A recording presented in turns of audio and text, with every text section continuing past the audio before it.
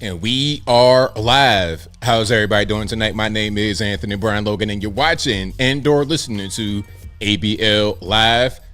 Thank y'all for joining me tonight. You could be almost anywhere in the world, but you're right here with me live on the show, and I appreciate y'all for that. We got a whole lot going on all over the internet, all over mainstream media, social media, everywhere, and I'm not sure where to start. First of all, there was a very interesting podcast with Gavin Newsom and Ben Shapiro. Very, very interesting. Gavin Newsom, aka 2026 Max Headroom.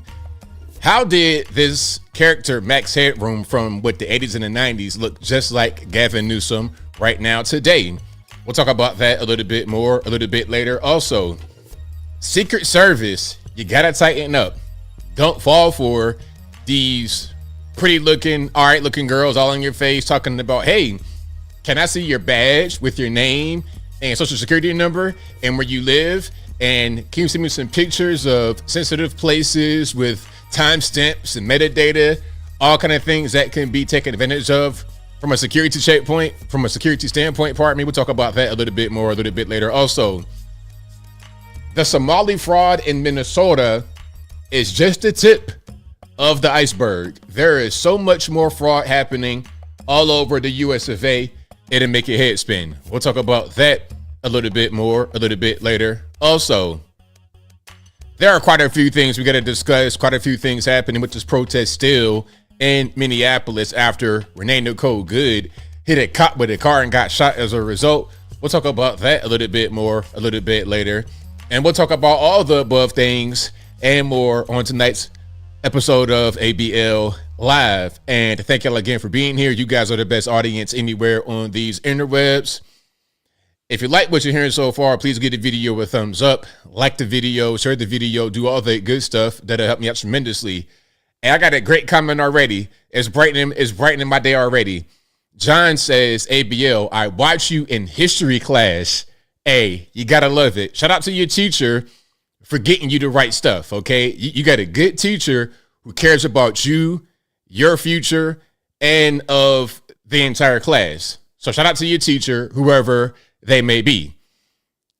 But I'm glad you're watching me in history class. And thank you guys for being here. I definitely appreciate you. You guys are the best audience anywhere on these interwebs. Shout out to you guys who are not going to sit there and say RIP to this lady that hit a car with her. Again, I ain't going to talk too much about that tonight. I move on. I got new topics to talk about. There's some really interesting things happening all over the world. Some interesting clips. I'm like, what's going on with this? Like, I got one that I just came across like just now that I want to show. Like, actually, you know what I'm going to do? In certain parts of tonight's show, I'm going to show you certain things that I want I want you guys to have your opinion on. Maybe I'll do a poll or something like that, because some of these things are a little bit questionable, but I think that there's most certainly something to it. Shout out to you, Apu. I see your comment right here. I'm going to read this right now since I'm talking. It says, Jasmine Crockett says ICE are slave patrols. I mean, you know what? Let's talk about that for a minute. I want to speak on that for just 1 minute, because Jasmine Crockett, I feel like, I don't know. She's there to speak to the black community or to speak to people who want to hear the community speak. That's pretty much what she's there for. The whole slave patrols thing, that's such an old and outdated talking point, talking about, well, the police, you know how that came about. The police came about because of slave patrols. I'm like, you know what?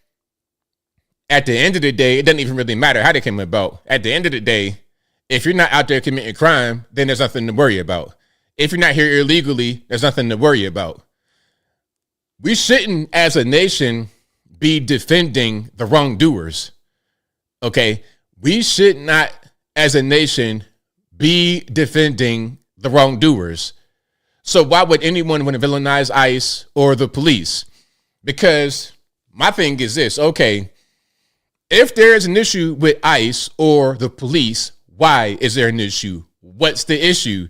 Because they're arresting those who are doing things that it's illegal. It's illegal to be in the country illegally. It's illegal to be a criminal here illegally with charges pending. You're trying to evade capture. Nah. Guess what? You want it for a crime? You got to turn yourself in. You don't turn yourself in and you know of your warrant or whatever it is. That's called being a fugitive. That's called being a fugitive. And guess what? If you are someone who's hiding one of these people, that's called harboring a fugitive, and you can be in trouble as well. See, look, us that come from this country, native born, we know what the laws are. We know what to do, what not to do. And as the courts say, ignorance is no excuse of the law. You can't go to court and say, well, I didn't know any better, Your Honor. They don't care nothing about that. So why should I care when someone from a different country here illegally gets arrested for doing something illegal? Why should I care about that? If any of us does anything that's illegal, you don't get the same kind of treatment. Hey, do the crime, do the time. It shouldn't be a different standard for those people who are here illegally. That's been my stance. I don't care nothing about nothing else. Oh, you're insensitive. What they got to do with anything? I'm just talking about what the law is. Now, people don't like the law. They don't like the way the law is. Well, change the law. Okay, change the law. Get in power. Get in power. You change the law, and you run your neck of the woods the way you see fit. But here's a little bit of advice to you guys who want to lean into communism, socialism, Marxism, whatever kind of ism you want to do. That's aside from what we've been doing in this country for a long time. Aside from what we do as a country that makes a country successful. If you want to do those things, okay, check it out. Go ahead and knock yourself out. You can be California. You could be Minnesota. But when things fall apart, which are going to fall apart, and in California, in many ways, it's already falling apart. When things fall apart, don't come running to us. Don't leave your failing state. Don't abandon your failing state and come down south talking about, okay, I'm going to open the Whataburger. I'm going to open the In-N-Out Burger. I'm going to open this random California place that nobody knows of except for those in Santa Barbara or wherever you live at. Santa Ana, I don't know, Santa Barbara, whatever. Y'all know what I'm talking about. Lost this, Santa that. Go stay over there if you enjoy that kind of environment, if you enjoy those kind of rules and laws and whatnot. If you don't enjoy them, then don't come here and do the exact same thing that you did where you were. Do you think a change of scenery will change your reality when you desire the same reality? Does that make any sense? Let me explain. You live in California, you want things to operate one kind of way. You want traffic to be a certain way. You want the immigration to be a certain way. You want the pay to be a certain way. You want everything to be exactly the way it was in California. The difference is the location and the weather. That's it. That's just not the way it works. The location and the weather does not make a place. The people in the place, the way the place is run, the leadership, that makes a place a place. Industry, people, human capital makes a place a place. When you want to bring that exact same formula from a failed state to a thriving state, all you're going to do is make that thriving state a failed state. And it's just as simple as that. So yeah, shout out to the Californians. Shout out to you guys who watch from California, the Gov't state. I'm praying for you because I know you're surrounded by nonsense, especially if you're in Los Angeles or San Francisco, somewhere like that, or even other parts of it. Bakersfield, what's another? Fresno, good Lord. Sacramento, the capital, good luck. Good luck. I was watching the Ben Shapiro video with Gavin, and he said that like 80 employees got relocated to Tennessee, I believe, or Florida, wherever it is, for the Daily Wire. All his family is living in Florida. Everybody. And if you don't know, Ben grew up in Los Angeles. He's from California. He's a California kid. If you didn't know, that's where Ben Shapiro is from. But everybody's gone to Florida because of the way that California is. And the craziest part is that Gavin is going to be the 2028 nominee. If Gavin Newsom is not the 2028 Democratic Party's nominee, then who will be? You think Jasmine Crockett is going to run? Absolutely not. She has not a snowball's chance, and you know where, of coming anywhere close to the presidency. AOC, same thing. A woman ain't going to do it unless she come down from the sky as Jesus Christ himself. Aside from that, it ain't going to happen. A president? No. You want to be a House rep? Maybe. I don't know. Some of these House reps or senators are a little weird. Kristen Sinema out there. What's the one I'm looking for?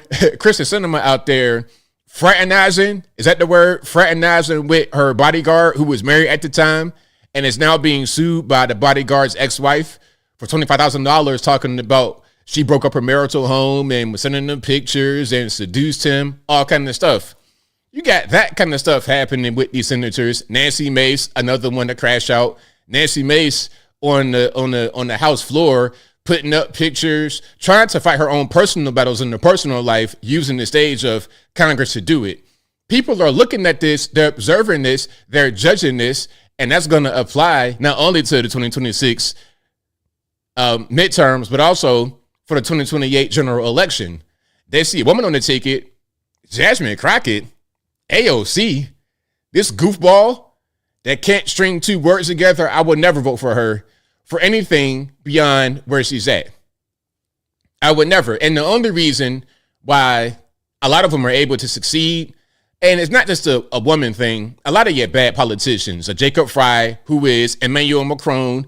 I mean, I don't know where they got him from. They cloned Emmanuel Macron. You understand? Not they cloned Tyrone. They cloned Emmanuel Macron. Okay. You got France, which has always been kind of suspect, right? The dudes out there doing all this stuff and with the bread and the cigarettes, you know, it's like, come on, that's not really the pillar of masculinity. France was like California before California was California. So, okay, give them this kind of guy, give him this 1,000-year-old wife, throw them in there. Okay, Jacob Fry, carbon copy, put him in there. And then for Canada, you got Justin Trudeau. And then the other dude, just throw him out there. That's pretty much how that works. Weak leaders, ineffective.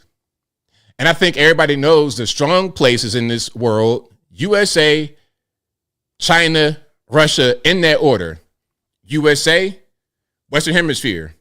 Okay, we over here, we got pretty much the whole situation up under our influence. The whole world really, but the Western Hemisphere for sure. Over in the East, you have Xi Jinping, China, Africa, Australia. That's pretty much China. They're like the dominant force over there. And Russia, dominant force in Europe, Middle East. They might split Middle East between Russia, China. But you understand what I'm saying? A little three-part. Hold on. Matter of fact, I got a picture that somebody drew. Shout out to this person, whoever did it. It's a little crude, not in the crazy way, but it's just not very eloquent. But you get the idea. So basically, there you go. You see? Okay. Now I know this is not fantastic graphics. Look, okay, this ain't TV, but it makes sense. So, okay, Trump or the USA, we got all the Americas, Greenland, that's about to be ours as well. And you can see from this map right here how important Greenland is. See where that is? Greenland right there, Alaska right there, Canada right there. So that whole thing would be basically under U.S. influence. Canada is under influence of the U.S. right now. They're not so much, Commonwealth of Nations. That's kind of an old thing that don't really exist no more. But Greenland is still part of the European Union because they're part of Denmark. Once we get Greenland, boom, we good. See that big massive land right there? And that smaller massive land right there, that's Iceland. They could have that. That's fine. That's an independent sovereign nation. They can have that. That's not really necessary for what we're trying to do. Let that be where EU begins. So you could pretty much put that red line up over that as well. Because here's my question. And you know what? Here's my question. I'm showing you this map, right, to show our influence. Now, if Europe had their way, we would also influence all of Europe because they're not going to be able to be totally independent. Because let's be clear, the Americas, that's what Europe did to expand. Well, definitely Western Europe, they expanded. Okay, Brazil, who was that? The Portuguese. The United States, you had the Swedes there, the English, the French, the Spanish, all of them. That's all the Western Europeans. They expanded out that way. So what their children want is for the former colonial states to still support them when it comes to their own sovereignty. But at a certain point, how are we going to do that? We already pretty much financing the entire world, and this particular part of the world really depends on us. So y'all could just stop with Vladimir Putin. Go over there with him. Go over there with him and just make it make a little bit more sense. Or we could just continue to influence Europe. Now, if we're going to do that, we need more say so. It can't be this, lecturing and finger pointing. And when I'm going to NATO or whatever that conference was where Trump and Melania were and the escalator stopped working at the convenient time. Look, ain't no more of that. If it's like that, then go with Vladimir Putin. We're not going to defend you because y'all can't do nothing. Like, I saw a video we're going to play in a minute of a young lady talking about, oh, well, the whole world sees us as a dictatorship and a fascist dictatorship and that we're not welcome anywhere. Well, look, okay, if we're not welcome in these countries, then let them fend for themselves. They cannot have it both ways. They cannot totally rely upon us and then say that you're not welcome. Pick one. Be self-reliant, self-determinant, or we gonna have some say-so. Simple as that. It is as simple as that. But yeah, shout out to Europe. Shout out to the whole world. I just would like to have peace. And if this right here is going to be kind of what it is, then what are you going to do? Some people say every nation should have totally just be independent, do whatever they want to do. In the perfect world, in the dream world, I'll be right there with you. But we don't live there right now. I would just say, let's have as few wars and as little squabbling as possible in the world. That'd be my wish. Okay. Rex Rocker says Africa has a lot of resources that could be the richest country in the world. Well, the thing about it is, let's talk about that for a second. Africa being rich. Africa is not rich. They have a lot of resources, but what is a diamond but a rock if you have no use for it? If you have no industrial purpose, if you have no ways of being able to monetize that aside from just the crude mining of it, which does not bring any money. All it does really is bring conflict, blood diamonds. That's how that whole thing happened. Have you ever heard that? Someone seen that movie, Blood Diamonds? And if you don't know, for the young people, a blood diamond is a term that refers to diamonds mined in conflict zones. Diamonds mined in conflict zones. A lot of child soldiers and whatnot being used in Africa to mine these diamonds. Yes, they do make some money, but how much money? Not much. Just enough to be able to eat at best. At best, if you get anything at all. And now we got China coming in. You know what China does in Africa? What they do is straight up steal minerals. They straight up steal it. They would go to Africa and just start mining and then take it back to China. It was like, I think it might have been 100 Chinese who got deported from somewhere. It might have been Ghana or Nigeria. What they were doing, they were going there and just straight up stealing. Like no permit or nothing. Oh, the Chinese, they're not imperialists like the Europeans. I can't tell. The Chinese are just quiet with it. They'll send people to a place to steal and then say, oh, it wasn't us. It was a private company. It wasn't the Chinese Communist Party. You're right. The things that they're stealing are needed by the Chinese Communist Party, especially since they have a corner on the rare earth market. They got a corner on the market. This is all done by design. And when they're not outright stealing, they do the whole Belt and Road debt trap. Hey, you know what, Nigeria? You guys need a new railroad system, right? And you guys not going to be able to maintain anything. So check it out. We'll come in there, we'll build the railroad, and we'll maintain it. But you know what I want in return? I want $100 billion. And if you can't pay that back, which you're not going to be able to pay it back. If you can't pay that back, you know what I want? I want these 4 plots of oil in perpetuity, forever. That's how the Chinese operate. That's how they do. So that same influence is going to be right there in Venezuela. Hey, Venezuela, you guys need a brand new seaport. Actually, let's get you a brand new seaport. It'll cost X amount of money. And since they're intentionally messing with their oil markets and whatnot, keeping them in the impoverished state, they're not going to be able to pay it. So then it becomes, okay, rather than the seaport, how about a military base right there in South America on the Atlantic Ocean, right by the Caribbean, right across from Trinidad, all of that is right there. Puerto Rico, boom, right there. U.S. Virgin Islands, boom, right there. Florida, boom, right there. So what else are you going to do aside from take some kind of action in Venezuela? You could just not take action, and then when the Chinese get there with the military base, then you got to figure out what you got to do. Then you got to try to figure it out from there. So it's just as simple as that. So yeah, Buster says Chinese building skyscrapers next to the lions and zebras. Lions and zebras, that's hilarious.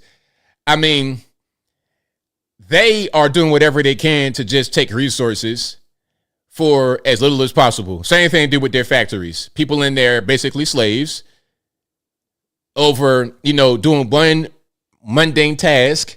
That's how they do. Paying next to no money. And if you get disappeared in China, even as a foreigner, you could get put in one of those places. It was a black guy. I don't know if it was a true story or not, but I've heard this story before. I've heard stories like this before, where it was a guy that said he was from Africa. He might have been an immigrant, refugee, whatever, in China. And he was pretty much sentenced or stuck in the factory making toys with no way out. And in one of the toys packages, he put in a note to describe the situation. Hey, I'm stuck in China, can't get out, et cetera, et cetera.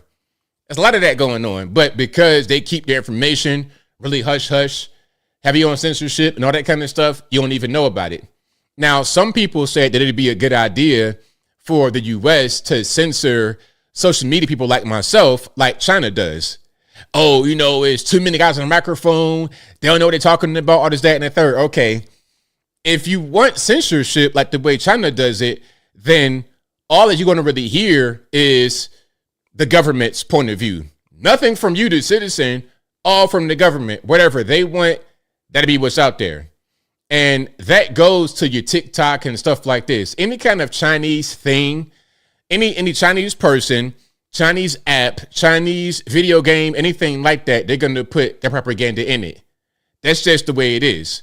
Freedom is not really a thing over there. It is over here. So when I hear people talking about, America sucks, I hate America. Okay. My question is, if America is so bad, where are you going to go? Where's your refuge? Where are you going to go? Europe? You're going to go to Denmark? You're going to go over there? All right. First of all, what you going to do in Denmark for a living? What are you going to do? Okay, let's just say you got to leave America. There's no American money you getting in your pocket. Okay, now what you going to do? In Denmark, you don't speak no Danish. you barely speak English. What are you going to do over there? People just don't understand how real this world can get. They have no idea how blessed they are to be born right here in the USA. But the old saying, what they say, good times create weak men. I ain't going to say it, but y'all know what I'm talking about. That's pretty much what's happening right here. All right. Say we're still free, kinda. Yeah, we're still free, kinda. And I think that we're fighting to hold on to our freedom, fighting to maintain free. Because it's one side of the aisle that does not want freedom. They want censorship and government overreach and taxation to the point where you have no money at all. It's all about the government and what they give you. They want to ease us into a communist system, which I don't really think is a good idea. I don't think it's a great idea. Skip to Malu says, I'm celebrating my 50th birthday with ABL. Hey, hold on. Happy birthday to you. Hopefully enjoying your day. Hopefully today's been a great one. Happy birthday. 50th birthday. That's a milestone right there. That's goals right there. Now I didn't hit 41. I got a little while to go before I hit 50. So happy birthday to you. Enjoy your day. Right on. So shout out to the USA, the best country in the world. If you're living in other countries, it's totally fine. Shout out to you as well. It's all good. It is all good. But if you like what you're hearing so far, if you enjoy the content in general, please give the video a thumbs up. Like the video, share the video, do all that good stuff. That'll help me out tremendously. I'm reading some of the comments before I continue. All right. Israel, Jews. Look, as I said before, whenever I see anything about Israel, Jews, I roll my eyes. That's just somebody looking for somebody to blame. That's somebody who is not successful in life looking for somebody to blame. For me, shout out to the Jews. I never had a problem with the Jews. The Jews, they do their thing with the money. They do their thing with the real estate. They're just kind of a model about how to be successful in this country and all over the world. but their success is so consistent that it can be off-putting. And of course, there's some people that have issues within Jews, just like everybody else. But when you have those with all, I ain't gonna say all that success, when you have those with a lot of success, they can become a target for hatred, envy, jealousy. And then when they do some wrong things, like let's say, for example, you got a bunch of Jews that are into real estate and you got some slumlords within that pack. Then the idea is that, well, all Jews are slumlords. Okay, why don't you become a landlord then? If they're the bad ones, if they don't know how to do it, why don't you do it? You see what I'm saying? People do certain things in society and people criticize them for doing it improperly, but they don't want to step up and do it. Like people say that influencers, when they say things, they're saying it wrong, they're saying it incorrectly, they're not giving the correct point of view. Okay, well, why don't you say it? A lot of the critics are nameless and faceless. They're too afraid to put themselves out there because what their friends and family are going to say. They're too afraid to lose their job, and I understand totally. But if that's your point of view, then how are you really going to criticize those who are out there talking, those who are out there saying what they feel like they need to say? Someone, it might not be you, it might not be your family, anybody, your friends, but somebody got to be the person who steps up and says something else. And then, you know, with the way social media is, it's the wild, wild west right now. It really is. You got all kind of platforms, all kind of ways to be able to communicate more than before. People say that there's a lot of censorship, but when I was young, what you had? MySpace, Facebook, and it wasn't this big political conversation going on. It wasn't this big political talk. Podcasts and stuff like this, the Joe Rogan podcast, the way it is right now, did not exist back then. There are many more ways to get your message out there, to get your viewpoint out there. No longer is it the television that has the monopoly on information. At one point, if it wasn't on TV or a newspaper, then you didn't even know about it. Now there's so many ways to get out information, real information, good information, that there's no excuse to not get it. And there's no excuse to not become what you want if you want it. If you got a million people that all want something different, at least one of them should say, you know what, I'm going to be that person that'll step up and make a change. That's the way it's got to be. Politics as well. A lot of the politicians right now, they're terrible. I mean, they're awful. They're horrendous. They're running real low on qualified people. John Fetterman, God bless him, a brain injury. Is that going to be a guy we look up to and watch on the news talk with a brain injury? Is that what we're going to look to? A bunch of Transformers, Tim or Tammy or Tampon Tim, that's funny. McBride, the Transformer. Why is he in Congress at all? I never thought I'd see the day where there had to be a bathroom bill to keep Transformers out of the bathroom on Capitol Hill in Congress. I never thought I'd see it, but here we are. The moral of the story is we got to just produce better people to get a better end result than what we're getting rather than complaining. So that's pretty much where we at. Newspapers, Sue, that I read Twitter, which is, in my opinion, a virtual newspaper. You see, back in the day, people would be on the bus, the train, whatever they're doing, taxi, on the side of the street corner, reading their paper. You be in your house, your pawpaw, reading the paper, morning paper, every morning. But now it's right here. It's the same thing, though. It's the same thing. People still subscribe to New York Post, LA Times, Washington Post, New York Times, all these newspapers. They still read those. Matter of fact, I pay a subscription to New York Times and Washington Post. And I had one at LA Times as well. I might get that renewed. That's a good way to get information when they read it. When they write it, you can decipher it a little bit better. And with the use of AI, it gets kind of weird. So you got to do a little bit more digging. But ultimately, people still read papers, but it's just a new way of doing it. It's a brand new way of doing it. Things change, and you got to adjust, as always. But shout out to you guys. I appreciate y'all for rocking and rolling. If you like what you're hearing so far, please give the video a thumbs up. Like the video, share the video, do all that good stuff. That'll help me out tremendously. Faye says, what's up with CNN's Abby Phillips? Why is she so biased as a moderator? She's pretty good to me. Actually, I kind of like her, actually. She's not bad for CNN, because I remember CNN at one point, it was just orange man bad. We hate Trump. We hate Republicans. I know that CNN has a left bias, but when someone is fair in their left bias, it's okay. Compared to what they had previously, compared to, let's say, a Brian Stelter, a Jim Acosta, anybody that came before her, I think they might have had Don Lemon at one point. Compared to them, she's much better. 100%. Roland Martin was on CNN at one point. Compared to those clowns, she was much better. So yeah, I respect her for what she does, but I know she's not on our side at all. She's more of she's a liberal who was like a moderate, in my humble opinion. All right, but shout out to you guys.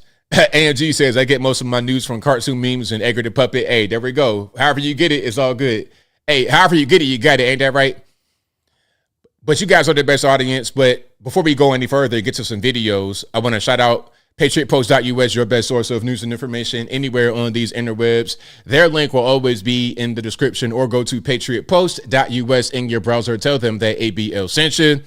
Also, please go to ABLmerch.com. That is ABLmerch.com.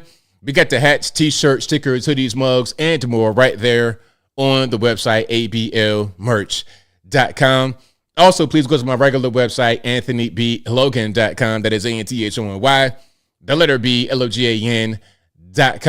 Go to the front page of the website, and for each long-form video that I produce, I write an article. And in each article, we got sources from the left, from the right, from the center, from the Democratic, Republican, politically agnostic, local, national, international, whatever you want. I got it right there on the front page of the website, AnthonyBLogan.com. Also, please go to the contact page of the website, AnthonyBLogan.com/contact-us. There you'll be able to find my email address, my snail address, my UPS box, of course, my social media accounts, my Facebook, Instagram, Twitter, never gonna call it X, TikTok. All my links are right there in the contact page of the website, AnthonyBLogan.com/contact-us. And as I always say, if you ever think you're conversing with me or not, it's probably not me if you didn't email me through my email and I didn't respond to you back.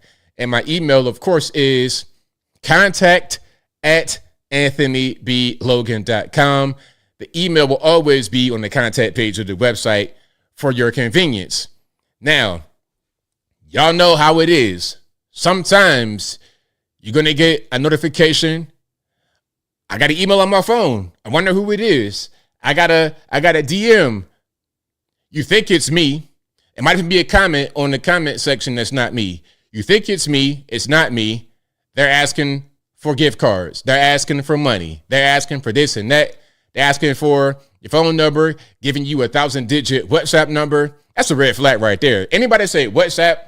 Like if you're in the comment section talking to somebody and they bring up WhatsApp, automatically you already know what time it is. Hey, they're going to be in one of three places, mainly the India subcontinent, with flip-flops in the office building, with 10,000 more of them in one building, and one small building, 10,000.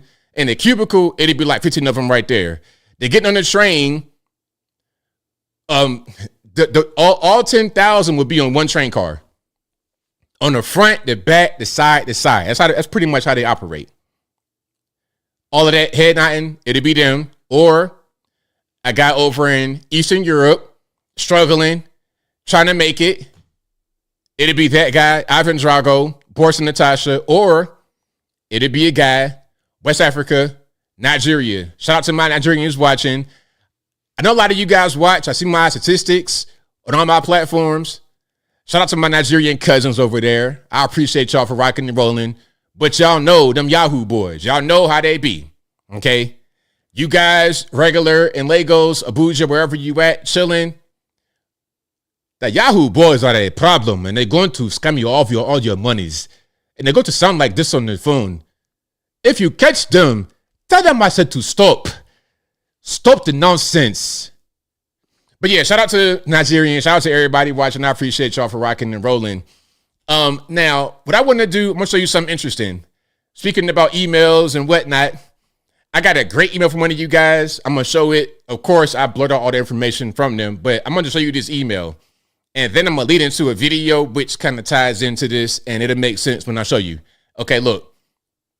So thank you to the person that sent me this email. It says, you saved my house from burning down. Hello, I wanted to tell Jesus and you, thank you for one of your videos. It was about a lady who had a stovetop fire in her kitchen or house burned down. You made a simple statement.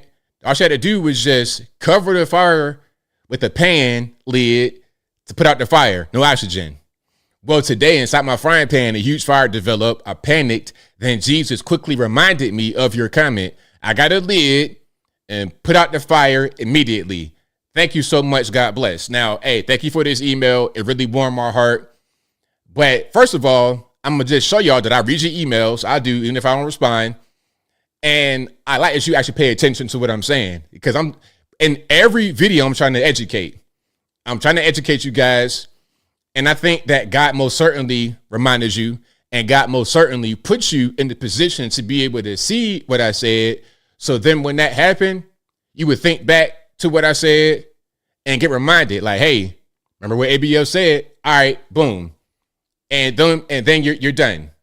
So look, I'm here to educate. I'm here to teach. I'm here to help. That's my purpose. And my purpose has been fulfilled. Even if that video only got one view, and that one view was this person, mission accomplished. That's what I'm here for, to help, to serve. So yeah. Oh, it could have been flour. The lid worked, didn't it? the lid worked, didn't it? But yeah, it could have been flour. It could have been a lot of different things. Could have been flour. Could have been potentially a wet towel for wet and grease, maybe. But the lid worked.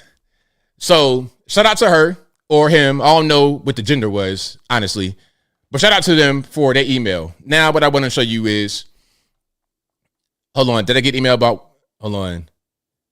Okay. I read all your emails. Even if I'm responding, I do read all your emails. Now, speaking about God, have you guys seen this clip? This is from the BBC over in UK. Now, a rapper, DC3, 18 years old. He has Zimbabwean roots, but he's from Nottingham, UK. Nottingham, how y'all say it? Nottingham, UK. In between Birmingham and London. So what, probably about an hour or so north of London? Anyway, now, he brings up God here because he's a Christian, thanking God here. And the reaction from the host is a tad bit odd, in my humble opinion. Can we watch this? Let's check it out. And just quickly, who are your heroes? My heroes are Santan Dave, Kendrick Lamar, most of all, Jesus Christ. Oh, well, it's lovely to meet you, Daniel Chenjerai. And just quick. Okay, now I'm gonna play it again, but I'm gonna just ask y'all: was that a hiss or just like a, is she just breathing? Like, what was that? I don't know what that was, because some could say that was a hiss and she was like a demon. Some say it was just her breathing. I'm asking y'all, see, here's what I'm talking about right here, a video like this. You guys tell me, was this something or was it nothing? I'll play it one more time for you guys. Let's check it out. And just quickly, who are your heroes? My heroes are Santan Dave, Kendrick Lamar, most of all, Jesus Christ. Oh, well, it's lovely to meet you, Daniel Chenjerai. And just quickly, who are your heroes?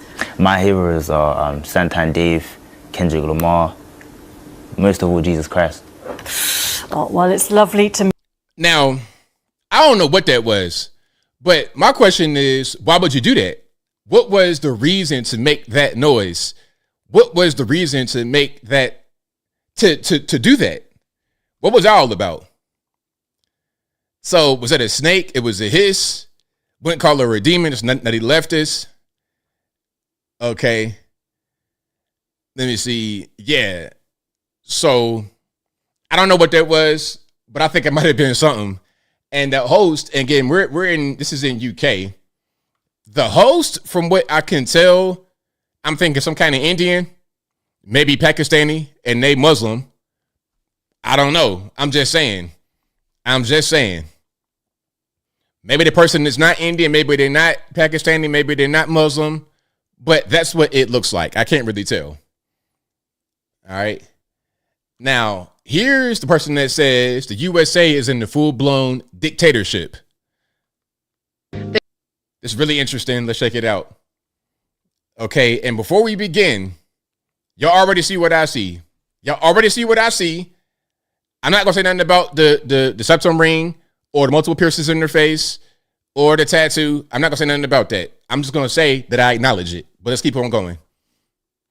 The Germans are telling us from experience to run. Irish people are making folk songs about this. NATO has completely turned their backs on the U.S. Canada, England, Switzerland, and Sweden have opened up their borders for United States refugees. And South American countries are opening theirs for immigrants and indigenous people who are being removed from their homes. Asia has blocked their borders completely from America. So the entire world can see what kind of danger we're in, and MAGA just continues to say, thank you, Daddy Trump. Okay, there's so much there. First of all, what is NATO without the U.S.? It's nothing. It is a paper tiger at best. Nobody cares. No one cares. Germany talking crazy. Ireland talking crazy. Who cares what Germany or Ireland thinks?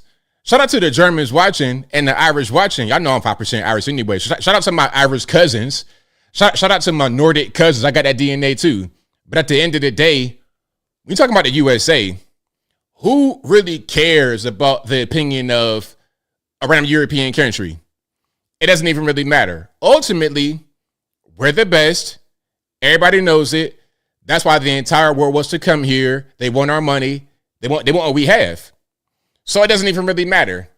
If you feel so strongly about your beliefs, how we're a dictatorship, we're fascist, whatever the buzzword of today is, if you feel so strongly about that, then go to Sweden, go to Denmark, go to Ireland, Germany, wherever you're going to be accepted. Do you speak German? Do you speak Danish? Do you speak Swedish? I doubt it. And without the monies from the USA, what are you going to do over there? Again, who cares? Shout out to the Europeans, but ultimately it doesn't really matter what you think. It doesn't even really register, okay? Look, the adults are talking. Russia matters. China matters. We're talking about like top tier countries. 3, USA, China, and Russia in that order. Everybody else got to just figure out how they're going to maneuver in this environment. Second tier countries, third tier, you got to figure out how you're going to maneuver in this environment. Are you going to be a friend of the USA, a friend of China, Russia? You want to just kind of like be independent, be a tough guy? All right, we'll see how that works. Because not every place on this earth is as benevolent as the USA is, believe it or not. Some say we're warmongers, all this, that, and the third. We're truly benevolent, to be totally honest with you. We're truly benevolent. Okay. Now let's keep on going here. Let's keep rocking and rolling. Hold on. Let me get it together. All right. Okay, I got one right here. This is what I wanted to show. All right. We got talent hour. We got talent hour. We got some people doing some music for Renee Nicole Good, the lady that got Ice by Ice. All right, look, we got a guitar and a white man in his truck. Is this going to be good or bad? Let's check it out. She was shot in the face, and you're to blame. You give America a bad name. She was moving a car, and your excuses are lame. You give America a bad name. She was shot. Okay, there's a little bit there. So shout out to him and his guitar. Not the best. If I saw you at the open mic, I'm gonna give you a boo. Get off the stage, get the Sandman with the, get you up out of there. Yeah, moving the car. What you mean?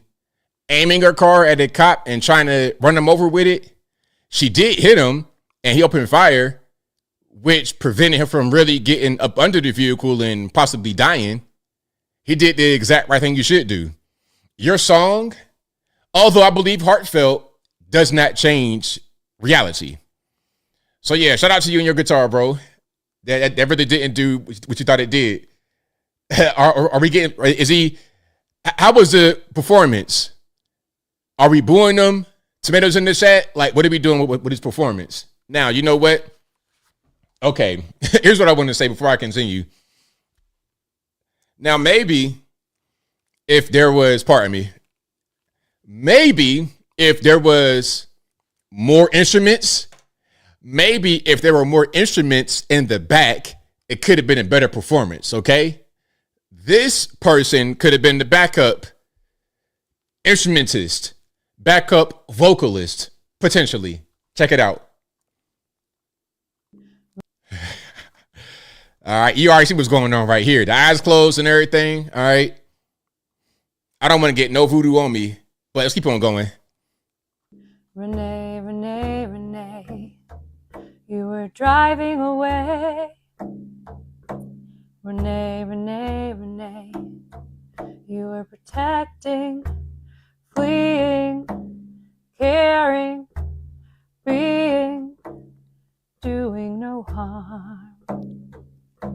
Renee, Renee, Renee, I wish you'd driven away. May we all drive away, drive away. May we all drive away.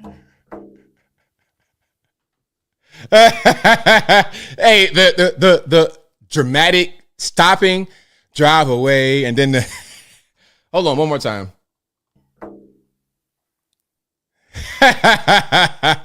Oh my goodness. Hey, you know what? There's a silver lining in every cloud. Because this right here, the performances, the reactions have been crazy. The reactions have been nuts, but the musical performances, the memes, golden, top tier. So yeah, maybe if we combine her and whatever that is, some kind of drum, y'all know the correct instrumentation. I don't know. But if we combine her drum and his guitar, you got the Renee Nicole Good Band. The Renee Nicole Good Band. Okay, RNG band. There we go. Like a DC Go-Go band, the RNG band. There we go. So shout out to her and her instrument. Let's keep going. Hold on. What's this about? I almost forgot. It's the one way that we can participate in. Oh, okay, yeah, that's right. So this woman says, you know what we got to do? We have to register as Republicans to make a difference, because if we do that, then we can vote against them from within. That'd be a solution. Let's check it out. Democrats, the only way we are going to survive this administration is for all of us to register as Republican. It's the one way that we can participate in the Republican primaries, and it's the only way to obscure gerrymandered maps. It's time. Just do it. Okay, now, you know what? That's a novel idea, but there's a couple of things. Well, one thing specifically, not every state even does that. Here in Tennessee, there is no party registration. You just go register to vote in general. Once you get to the actual polling place, they're going to ask you, do you want a Democratic ballot or Republican ballot? And you could vote for whoever you want to vote for. But see, the other part of that is, if it's about, let's say, living in a particular place where you can register as a particular party or vote for a different party in the primary, well, you could play that game. You can have Republicans do the exact same thing. We can do the very same thing that you're doing. And then when it comes time to actually vote, we vote for who we want. If you guys are successful at being able to put in the wrong person through the primary, which you're probably not going to be able to do, we can write in who we really want. So you really can't get beyond the will of the people. You're trying to subvert the will of the people, do a little bit of voter fraud, a little bit of, some kind of like Somali type fraud, trying to find a loophole, trying to find a way to scheme, trying to find a way to fraud, but not really fraud. Trying to find a way to steal, but not really steal. So ultimately, the system is designed to where we'll succeed. You guys had an idea like that in 2024. How'd that work out? You still got Orange Man in there, and you guys are so dumb. You did some funny stuff in 2020 and there was no Donald Trump. So you got a little 4-year break. You broke the country in the meantime and became right back. So it could have been someone else right now, but it's not because of what you did. So the moral of the story is don't steal. Don't violate the rule of the law. Don't try to kill the spirit of the law and just do right. If you want to win, if you want to succeed, put better people out there. Get better candidates. Just do better. That's all I would say. That's my advice to her. Just do better. That's probably the best way. Okay, now, ICE is apparently in Atlanta, Georgia. Okay, and this person is shaking, literally shaking. Okay. ICE is in Metro Atlanta. I know my hair is greasy. I just woke up less than an hour ago, and I've been crying since I woke up because ICE is in Metro Atlanta. And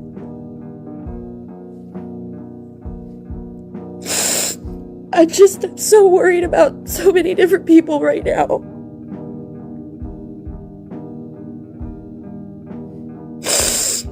This shit is really scary. Now look, you know what?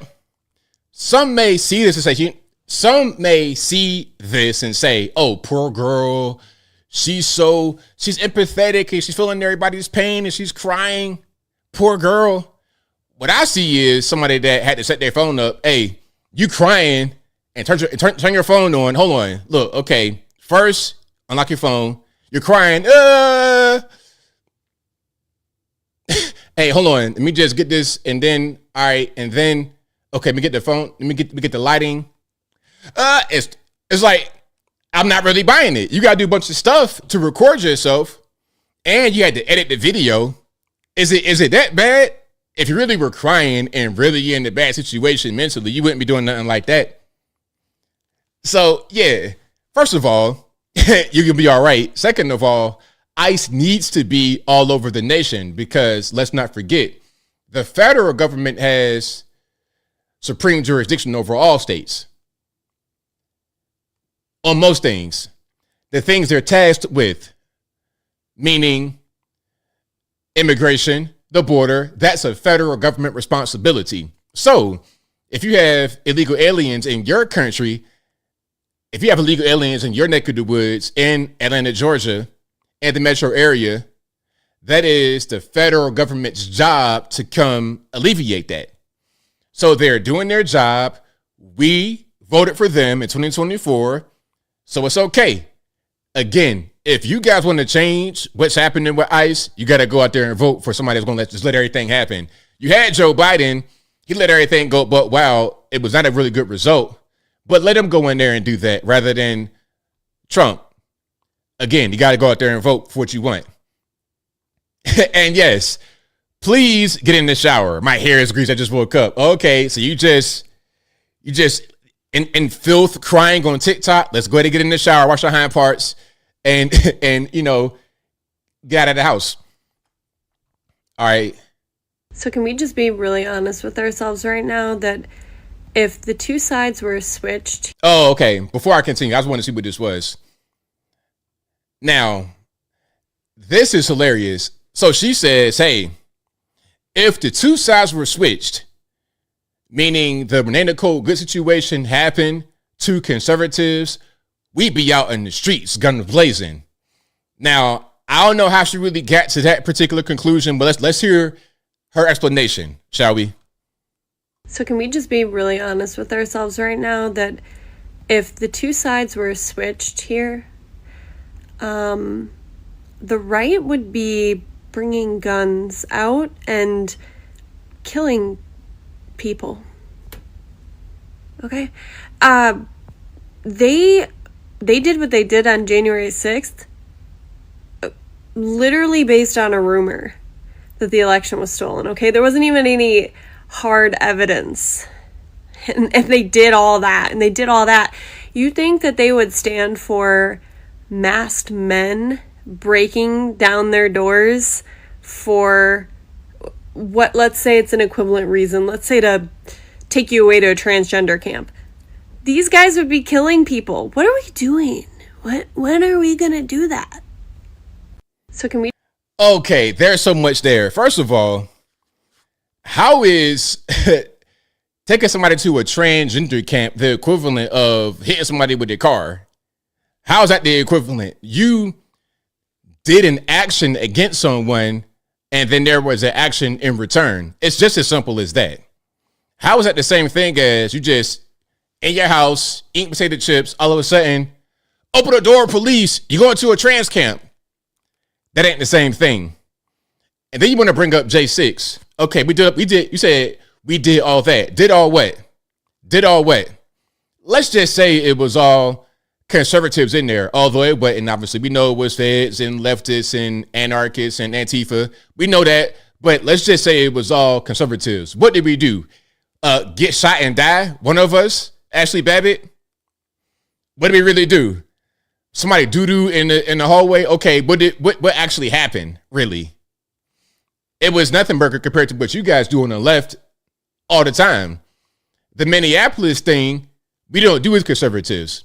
And that whole thing with the riots and looting and whatnot has happened all over the country over the past few years. And it's never conservatives doing it. It's always leftists, anarchists, trying to destroy things, trying to burn things, trying to ruin the country for everybody. So there's no equivalent, and we are the peaceful ones on the right. We're all about peace. We're all about respect. We're all about maintaining society, while the other side, at least the extremists of them, are set on ruining the society that we've built. So yeah, you're totally wrong. We would not be out in the streets.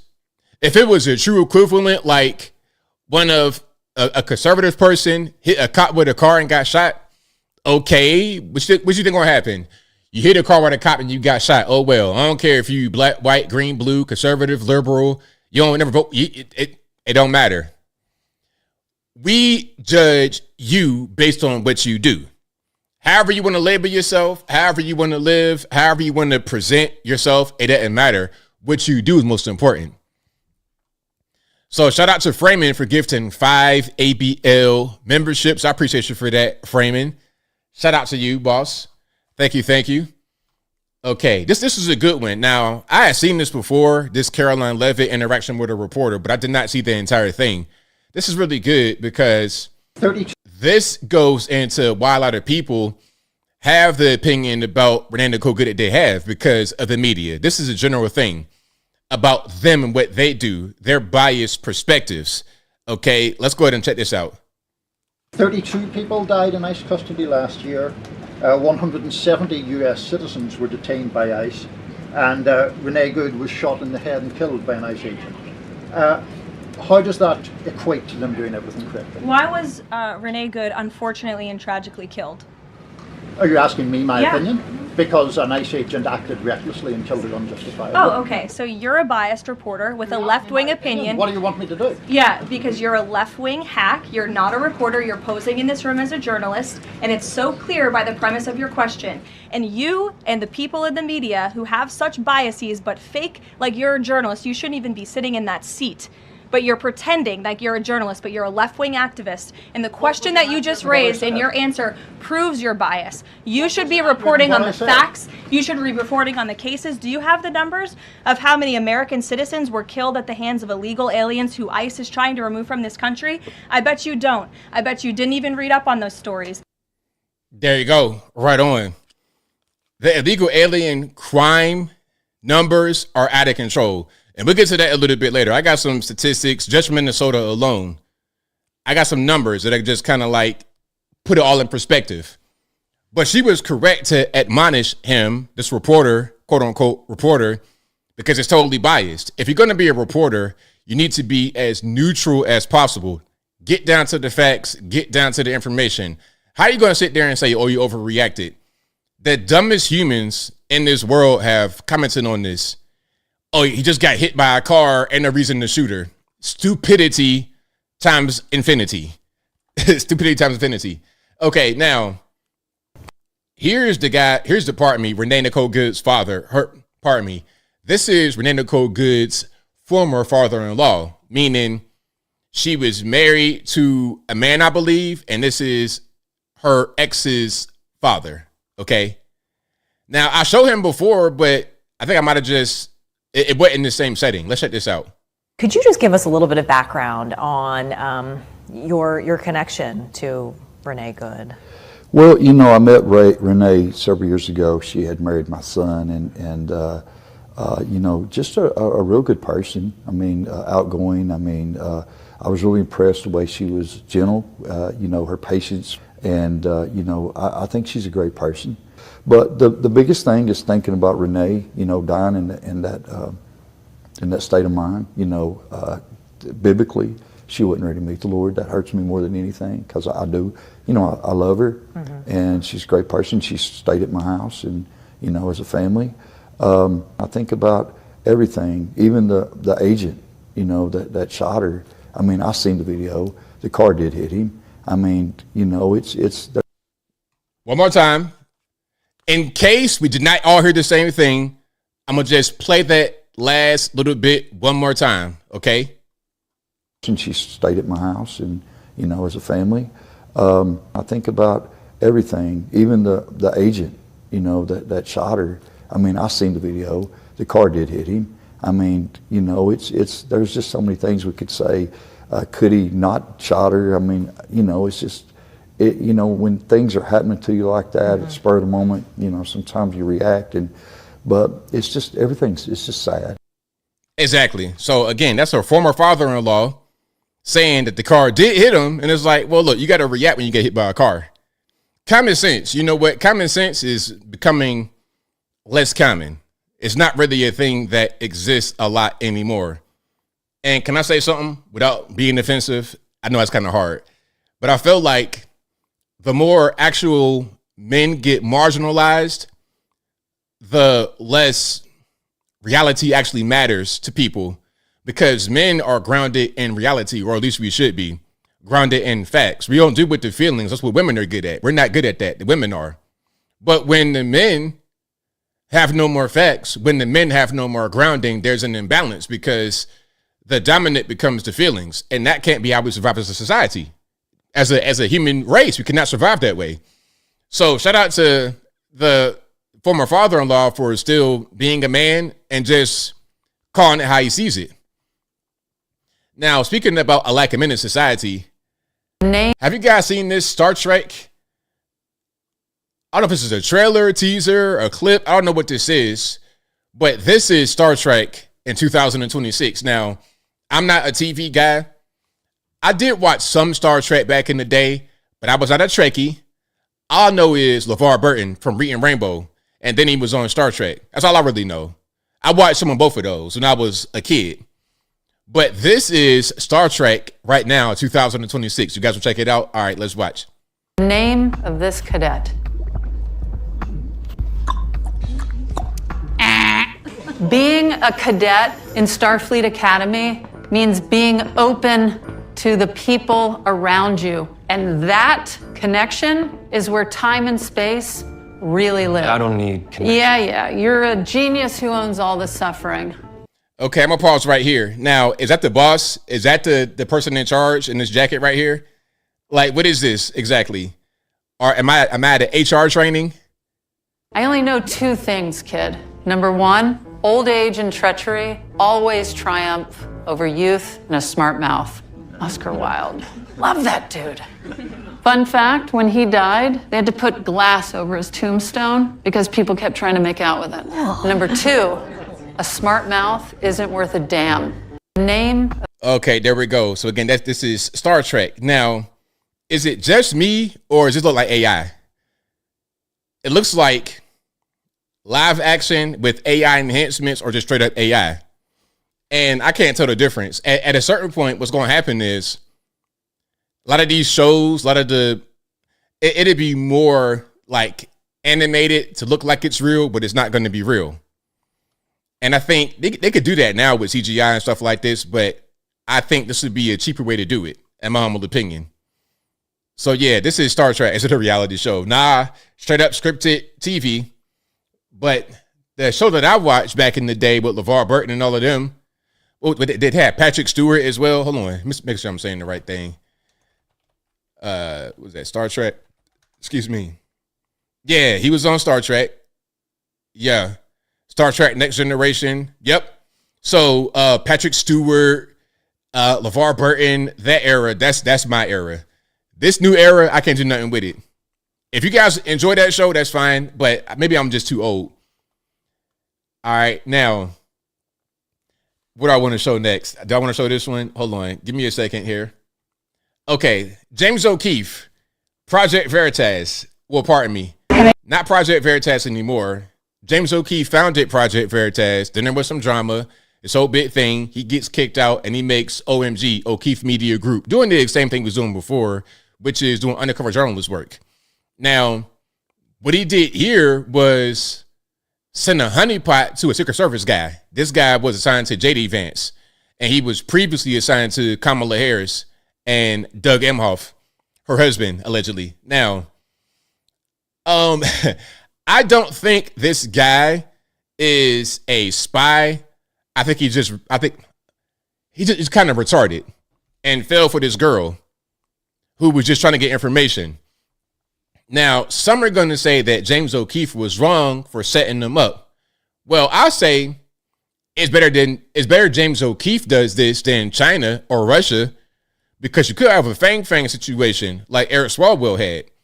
And those girls will go all the way to they do whatever they got to do to get it. They would do whatever they got to do to get that intel off of you, if you understand what I'm talking about. But this was not that. This was just a way to show that there are some vulnerabilities within Secret Service, and the guys got to stay on their toes. You cannot be talking to women or anybody else about what you do, sending them pictures with metadata, time, location. That could be dangerous to the mission. You cannot do stuff like that at all. Let's watch some of this, shall we?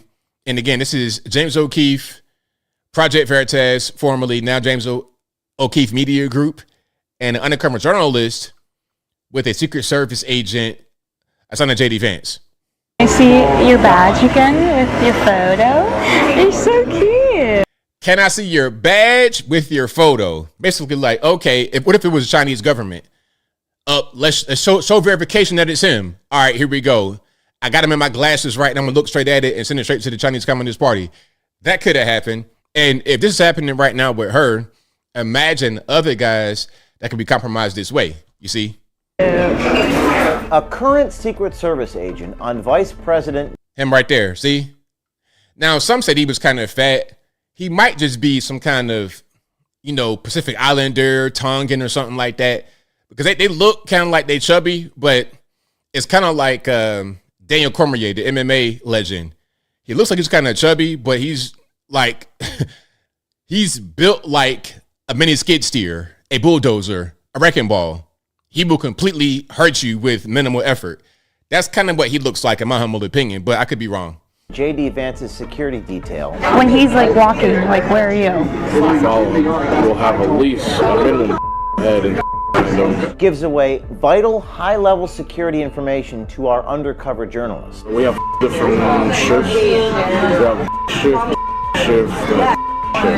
Tells her about detailed future travel plans for the Vice President, and even sends her pictures with location metadata revealing where the President's convoy was located, potentially violating both the Secret Service NDA and United States federal law. And Tomas is fully aware of this. Quote, I sign paperwork, so if I don't have to get out information, I never do, otherwise I get in trouble. Come on. Like you're saying exactly what you can't do right here. But you're so caught up with this young lady, you're thinking that it's no problem. You think that she's not really anybody. See, what some guys do, or human beings sometimes, they underestimate who they're talking to. They think that, oh, this is nobody. They can't harm me. Well, yes, they can. Anybody you talk to can harm you. I done seen it in the street. Guys talk to girls about certain things, and all of a sudden they come back around. I got a quick story about this before I tell that story. Let me just play a little bit more of this. you really have to stand in awe of the lack of self-awareness. There ain't nothing secret about what we do. Tomas Escato also reveals that he voted for Biden and that he hates Trump and Vance's immigration policies. Did you vote for Biden? Yes, I did actually. What do you think about like all the ICE stuff going on? I hate that shit. Yeah. They're employing taxes that shouldn't be employed. You may have seen reports last week that someone attempted to break into Vice President JD Vance's home in Ohio. That incident prompted us to take a closer look. What we found in our investigation was an agent inside the vice president's detail who was actually revealing to a total stranger that the vice president would be visiting his home in Ohio days ahead of time. And while what you're about to see is an important story, the security of the vice president and his family is our top priority. Now, under normal circumstances, and there's more to it, but I don't want to play too much. But basically what they did, if you saw my video earlier this week, they were censoring out certain things he was saying because he was giving up way too much. Showing pictures from everywhere, all over the world. Let me see if I can show some of that right quick.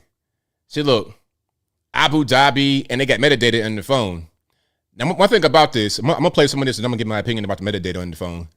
Location while the Secret Service is surveilling the vice president's home. Now, while he's supposed to be guarding the vice president's property, Tomas is busy snapping selfies, texting our journalist. Now, here's a picture that Tomas sent us taking off from Joint Base Andrews Air Force Base. You see the convoy vehicle going into the airplane, and some of these photos even had location metadata baked in the photos. It's worth mentioning that these pictures were taken a few months prior to sending them to our journalist. While they didn't give away the vice president's location in real time, they did give away certain routes that were used and the number of vehicles in the convoy, information which could be used in the future. This is a photo Tomas sent us from King Khalid International Airport in Saudi Arabia. Here's a photo Tomas sent us loading the convoy into an aircraft at Munich Airport in Germany, where Vice President Vance gave a speech to the Munich Security Council. Again, metadata there on the photo. Another image revealing the exact location at the presidential helicopter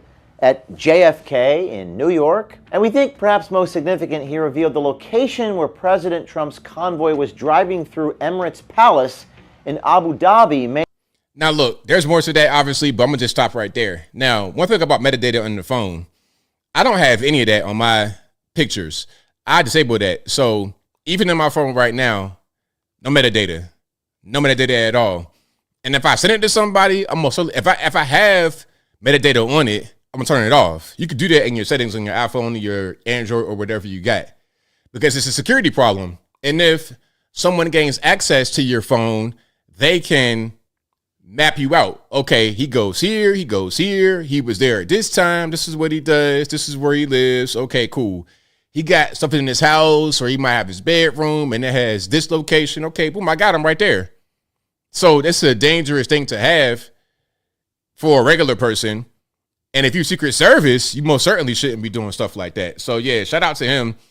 I think he did get suspended, but he might wind up getting fired. And I hope, like I said in my video, I hope that this is a lesson to everybody else. Don't do stuff like this. And somebody said it's still there, metadata. Look, I'm not going to be sending pictures like that if I'm in Secret Service at all, period, because I know that could get out and it could be dangerous, and I'm not sure who's getting it. If I send it to the young lady, is her phone secure? Who is she anyway? That's not a very good thing to do.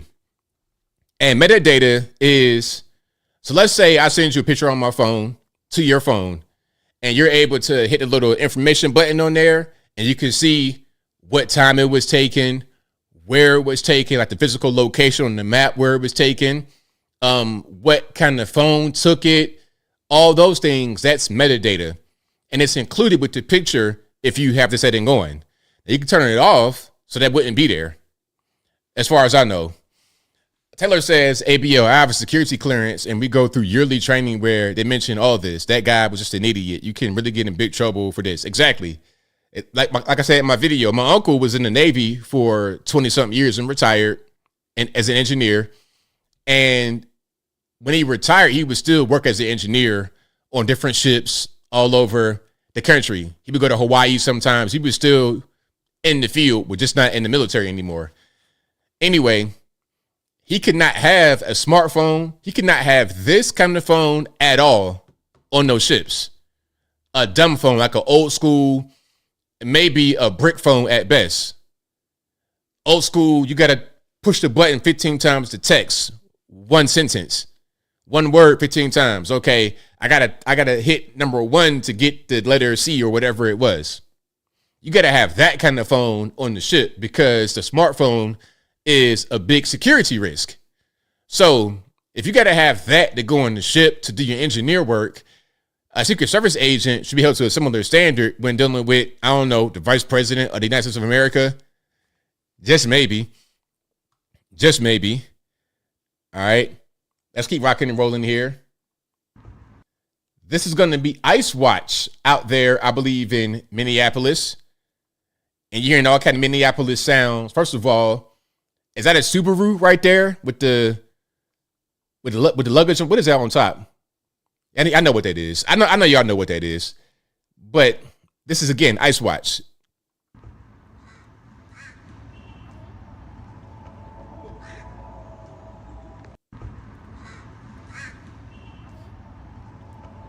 Okay, so you heard the ethereal sound at the end. That's a EV rolling up. A Subaru, an EV with the Ice Watch. There we go. That's pretty much what's happening. Now, he appears to be in a pretty quiet neighborhood, a nice area. So why are you worried about it? It's okay. It's totally fine. And if ICE does pull up, sir, what are you going to do about it? What's going to happen? All right. It's a kayak. Is that a kayak right there? That's what I thought that was. Now, let's keep going here. This poor guy was harassed by people because they thought he had a truck for ICE. Matter of fact, hold on. Let me get a better video. Right quick. They thought he had a truck for ICE, but it was not an ICE truck. Give me 1 second because I don't want to show that logo in there. I don't want to show that logo at all. Yeah, I don't do no Chinese app stuff. Hold on. Matter of fact, I'm going to show it, but I ain't going to show it no more. Let's just show this right quick. Again, they thought his work truck with cameras in the back was an ICE truck. Here you go. There, like I said, I don't have to do this. I'm happy to do this. That's all. So we just got to stop this. So he's got a lot of camera equipment. I think we can say this isn't ICE. Yeah, I'm not. I tried to tell the first lady, nobody believes me. That's all I can do is tell you. I already shot. Listen, first of all, I don't have to do any of that, but I'm kind. I respect what you are doing. Yeah, no. I really appreciate what you guys are doing. I just don't understand the job and I don't know how to do it. Were you here yesterday? Yeah. Yes, he was here yesterday. I can testify that. I didn't recognize him. No, I appreciate your help. Thank you. I'm not here to help you. No, I think the fact that you're in a vehicle like this at this time I get it. But with all due respect to everybody, I can't help the way I drive. Well, you can. You go rent something else. If you're part of the media. That's not how it works. This is my business. I know. This is not how it works. So anyhow, I hope you guys understand. Not here He was here with a video camera yesterday. I did see another vehicle with them, but I did see him with a camera. Press badge when folks were talking to you on the side? No. Okay. I told them I was with the media. Okay. And when people get irate with me, I have no choice to just roll out the window. I think you gotta understand that people were kidnapped. It wasn't yesterday, because that's what we did the story on. Sorry. Let's just wrap this up, okay? It was helpful. I'm just saying. Yeah, that's fine. You guys the first time. Let's just wrap this up. So all of that because he has a truck that they thought was a nice truck. Listen, you're harassing just regular everyday people. First of all, there shouldn't be any harassment of ICE either. That shouldn't be going on. And you most certainly shouldn't be harassing regular everyday people. Why must I prove to you who I am? Okay, I'm just going to work, minding my business. Here you are all in my face. And some of them were not even trying to listen to what he was saying after he's clearly just there working. Just there doing the job, not trying to get in the way, not trying to start nothing, not trying to pick a side. He's just literally doing his job. It's obvious what's going on, but they're still not paying any attention. When reality leaves the room, here comes fantasy. And the fantasy, at a certain point, when met with reality, is going to be conflicting. That's when fights happen. But shout out to him for standing his ground with his work truck, talking about some rent something else. Rent something else, like, but like, I don't know what y'all looking for. Like, it's not my fault that you think this vehicle is something that it's not. It's not my fault that you think that. God forbid I have a big truck or anything. I saw another video where somebody had a regular, like a work truck, and landscaping and stuff like this, and they were getting followed and honked at. They thought it was ICE. Hey, you know what? Some of us gotta actually work. We gotta work. So, hey, we might have a work truck. It's okay. Now, this guy right here got beat up on the ground outside of Minnesota in the snow. Then they said, oops, sorry, he's one of us.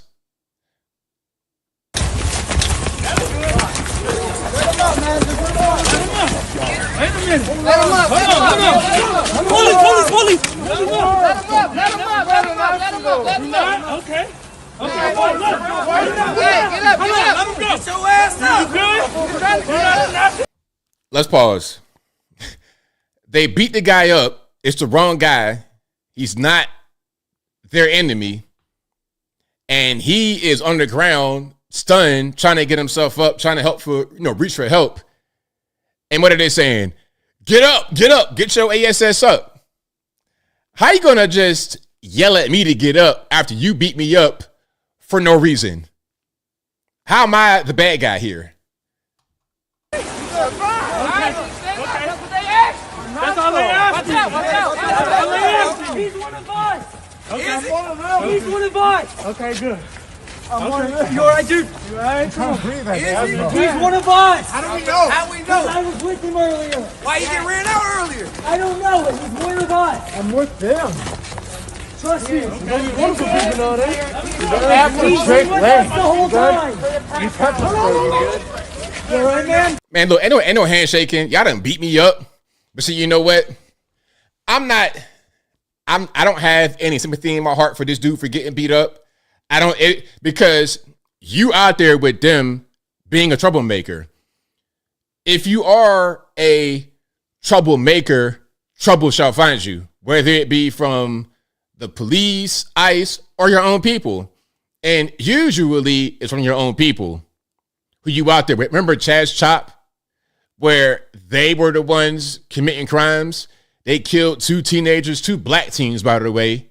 Black Lives Matter. Oh, I can't tell because a lot of your people that were out there for Black Lives Matter killed those boys that were out there. But I don't want to go down that road because I'm getting triggered and I digress. The whole point is when you are a troublemaker, trouble shall find you.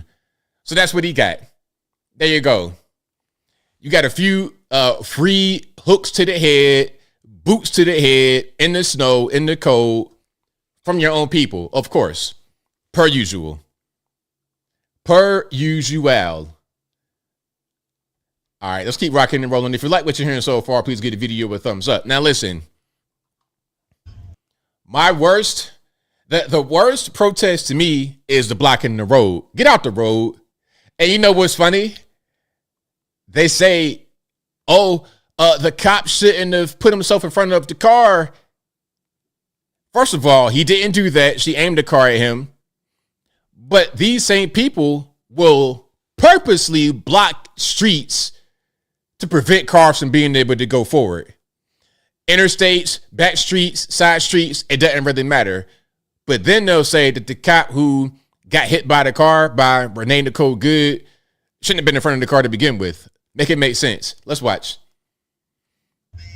Once again, I'm doing Spark delivery and they're blocking the road again. Look at this.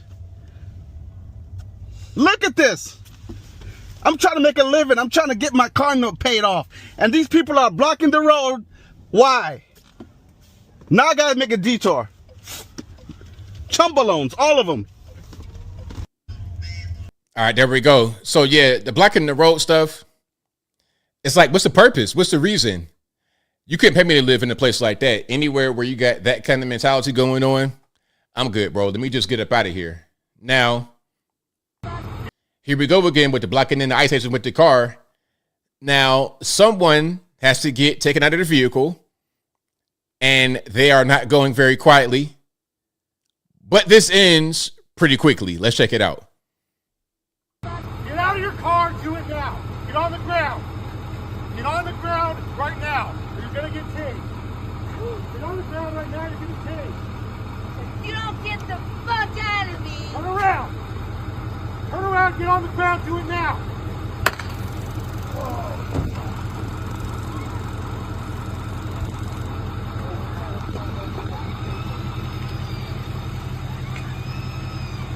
Roll over on your stomach, do it now. You're going to get tased again. Roll over. Get out of. Well, there we go. So that was a great ending because she got out of the car. There's a little bit of resistance there, but it's like, okay, you're out of the deadly vehicle. You're out of the car. You can't run me over. You can't do anything like that. Okay, that's great. We're making progress. But you're still resisting. Okay, boom, take this taser. You do a little pig squeal on the ground. Wee, wee. You do a little bit of that. Okay, cool. But it's fine. You're out of the car. You're on the ground. Now you're about to get cuffed up, go to jail. Problem solved. See how easy that was? It could have been easier if A, you did not block the guys with the vehicle, the ice aids with the vehicle. B, if you, when asked to get out of the car, just got out and didn't resist. It could have been much more easy, you know? But hey, sometimes people want to take the hard way out. They don't want to take the easy option. They want to live life on hard mode. Okay, that's fine. Well, take that taser, and then you're getting locked up. But, hey, the bright side is she can live to squeal another day. Shout out to her. All right, if you like what you're hearing, y'all know what to do. Now, look, Joy Reed says whites want non-whites to be hurt, including anti-ICE whites who prefer it happen in secret. Okay, that was kind of a lot right there. Kind of a tongue twister or word salad, but let's go ahead and check out what she's saying here. What you do and see if we can make sense of it. Okay, let's go ahead. What you did was so powerful is white people want to have privilege and they want to have non-white people get hurt, but they don't want to have to watch it. They don't want to have their souls implicated in it. And so because they're now watching their Gardner, right. They don't want to watch John Lewis get beat. They just want him to get beat without them having to see it and having to be accountable for it.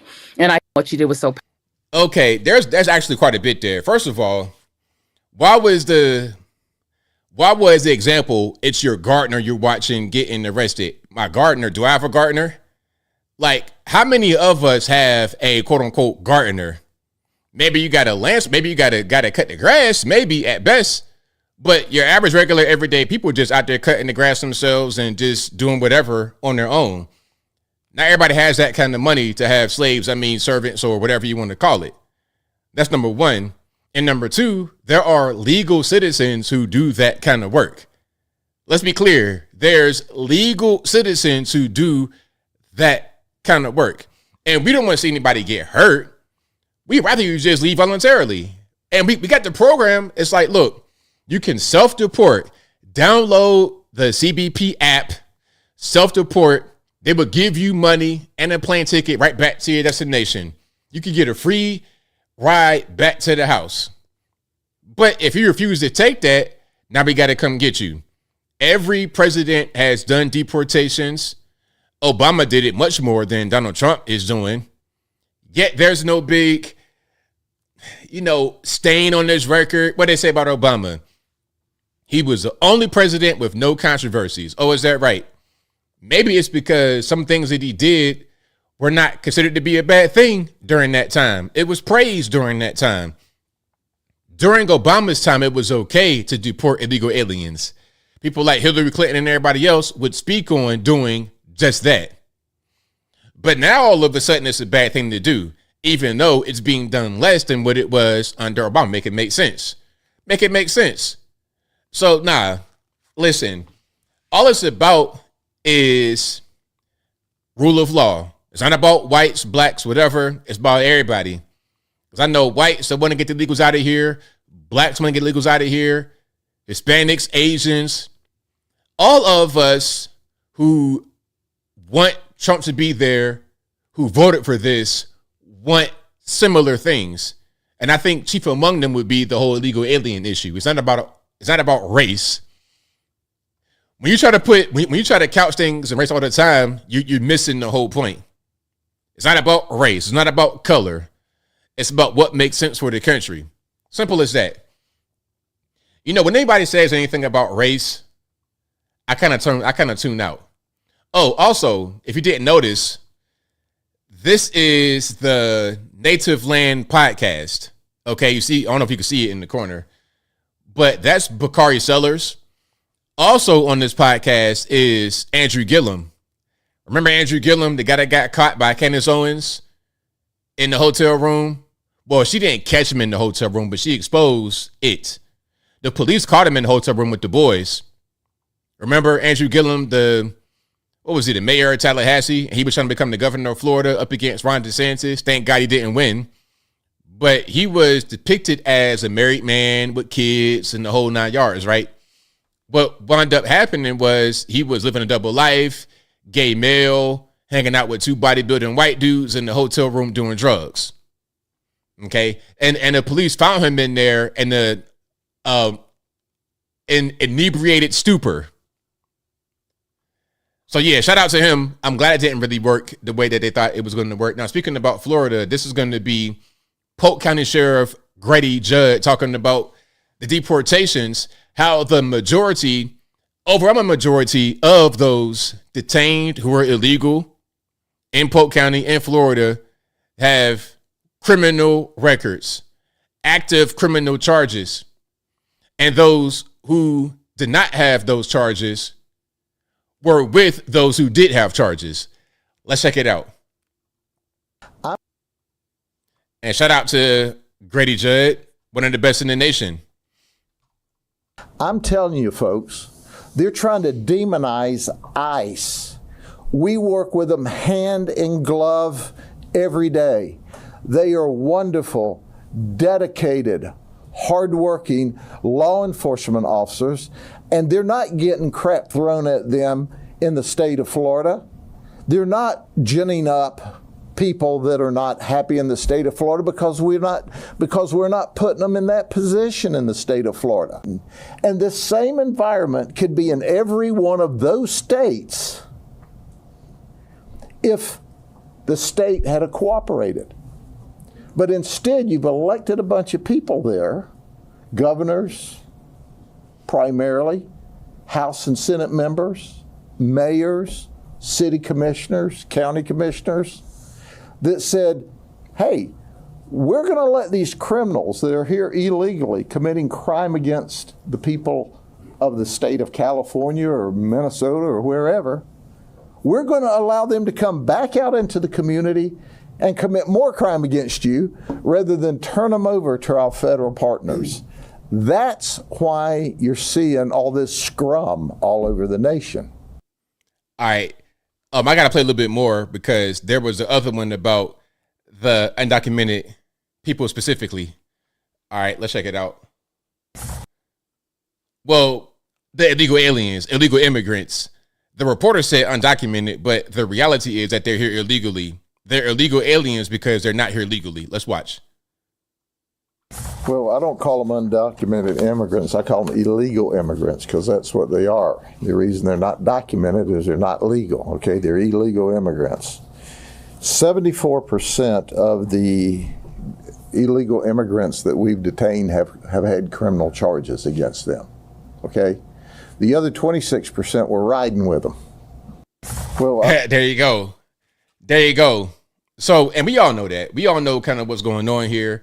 It's not a secret at all. It's not a secret. Now, Ilhan Omar believes something a little bit different. She believes something a tad bit different. Let me go ahead and throw her on the screen right quick. And then what she says, I'm going to show you some evidence that what she's saying is not really correct. I still have not heard a single case in this search where someone who was a criminal, undocumented, being picked up from the street. I still have not. She says, I've not heard of one case in this surge of an undocumented criminal being picked up off the streets. What she said. Now, okay, we all know Ilhan Omar, the Somali scammer, allegedly out of Minnesota. We all know who she is. So, Minnesota, let's just focus on that particular place, Minnesota. Now, let me show you a few people in Minnesota who have done some things that, you know, some might not like. Some may, you know, may frown upon. Let me get you a few of these. Hold on. I'm gonna show you some pictures, and I'm gonna read some of the charges. I'm gonna read out everything because it's quite a bit, but I'll read some of the charges. Okay. Let's get a better picture right here. There we go. Okie dokie. Now, there we go. Just in Minnesota, we got a select few. Now, as you can see, these are not all Somalis. Maybe I see one Somali, and let's play Guess That Somali. Can you identify him? If you had to pick one of these guys to be Somali, who would it be? I'm seeing quite a few Asians. I'm seeing some Hispanics.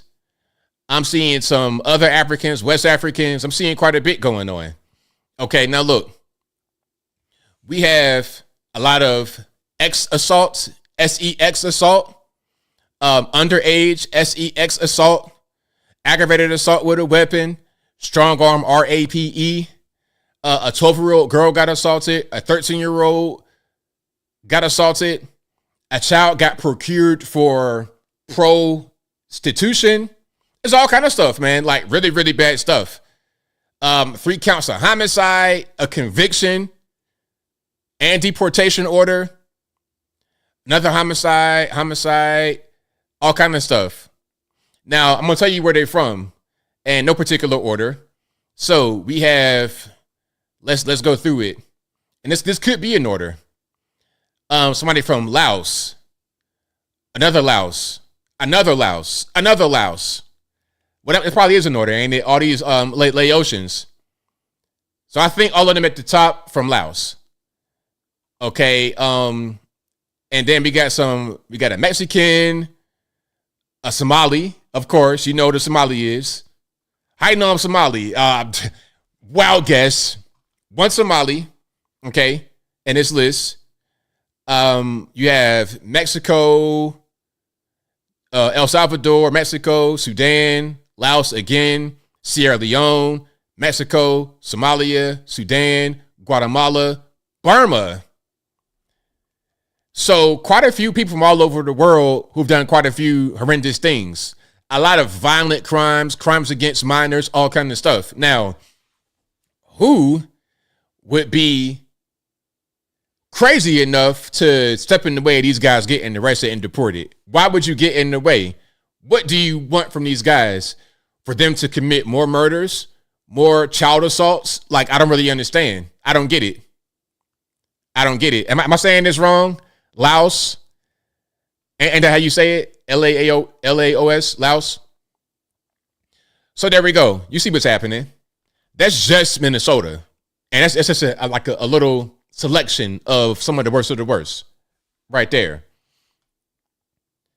All right, now this guy kind of breaks down the whole daycare fund and all of that kind of stuff. And once we're going to see this and then go a little bit deeper, but a little bit more broad as far as all the fraud that's similar to this. Buzz the business. All right, let's go ahead and check it out. Buzz the business side. And it's kind of obvious. You find a loophole inside of the government and some of the subsidy money which can be paid to these kinds of facilities. You start one, you gain all of the money to pay your costs, but because you're not operating it fully, you don't have to pay the costs. And you're able to arbitrage, you just scrape off the top of whatever's left. It's tax exempt. Right. And so, like, for instance, a lot of the women working in there's videos of, you can look this up, there's videos of men going in, women bringing their children, and then there's a man who gives them cash. And so a lot of these guys, and this is also makes me, I have some theories about this. So, for instance, Muslims, they can marry 4 wives. And so all these people inside of these daycares, a lot of the women are probably related or married to the man who's receiving the checks. Quality Learing, he's receiving $1.9 million. He has all these employees. Well, I'm not actually going to put him on a W-2 or 1099 because then I have to report their taxes and they're going to have to pay taxes on that money. So let me just pay him cash.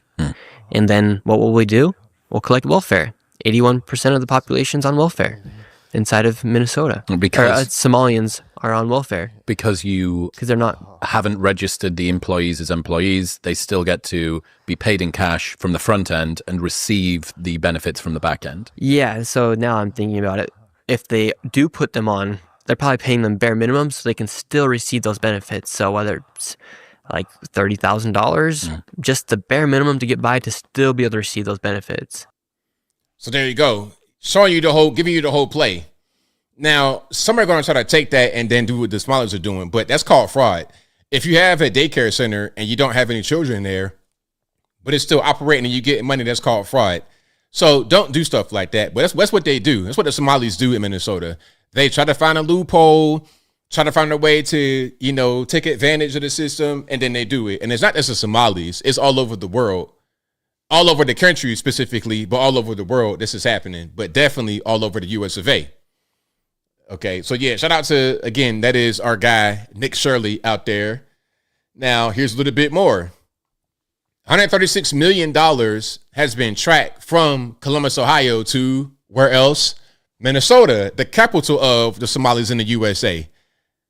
The capital of the Somali scamming in the USA. The capital of the Somali scamming network in the world, because quite a bit of money goes to Somalia as well. And of course, if it goes to Somalia, it'll go to the military group Al-Shabaab, which is a terrorist organization, because let's not forget, they're also Muslim. But let's watch some of this, shall we? ATM machine moving money out of the United States from the Somali community. We now know that this money was being staged in multiple locations. This morning, the Transportation Security Administration confirming they tracked $136 million from Columbus, Ohio. Columbus, Ohio has the second largest Somali population after Minneapolis. The money is in suitcases in Columbus. It flies to Minnesota. It goes to Minneapolis. Then the couriers in Minneapolis pick up that money, combine it with the money in Minnesota, and take it overseas. Now, why are we have banks, we have remittance centers. Why would the Somalis be doing all of this in suitcases, keeping it off the books and out of the radar? Why wasn't the Biden administration stopping it or raising questions about it? And where was that money ultimately going? Was it going to Al-Shabaab? Was it coming back into the United States in political donations? Was it just moving money out to help poor Somalis in their country? We're just starting to get a look at that. But this was a sophisticated money courier system, and Somalis are at the center of it. The same Somali communities that were defrauding the government were moving money out of the country. There you go. So it goes, it's a network, it's a hub. Okay, we got a place over here we're scamming, a place over there we're scamming. We got Maine, Columbus, all over the country. Let's go to Minneapolis, and then we run the airport there. We're doing TSA and everything, all the jobs. Okay, you got how much in your suitcase? $1.1, $2 million? Hey, no problem. Go ahead, hop on the plane, go to Somalia, take the cash where it can't be tracked, where it can't be traced, and then we spend money on whatever. Give it to the military, give it to whoever, and we just build our country up that way. That's the idea there. That is the goal. Okay, we got a street interview. We got Don Lemon out there talking to somebody about what's happening with all the deportations and everything else. Okay, now I don't think this guy will give Don the answers he's looking for, but let's watch.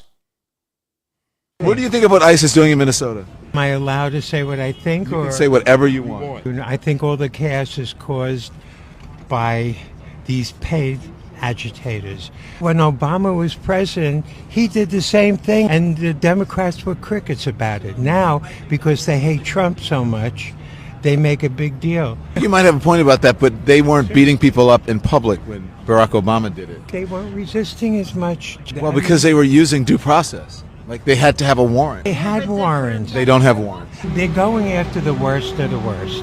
Seriously, illegal aliens, that have criminal records. Sir, that's not who they're going after. I've been out there. They're going after citizens. These are American citizens that they're picking up. They're not illegal aliens. And most of the people, most of the people who they pick up have no criminal record. You want to see the facts? Can I show it to you?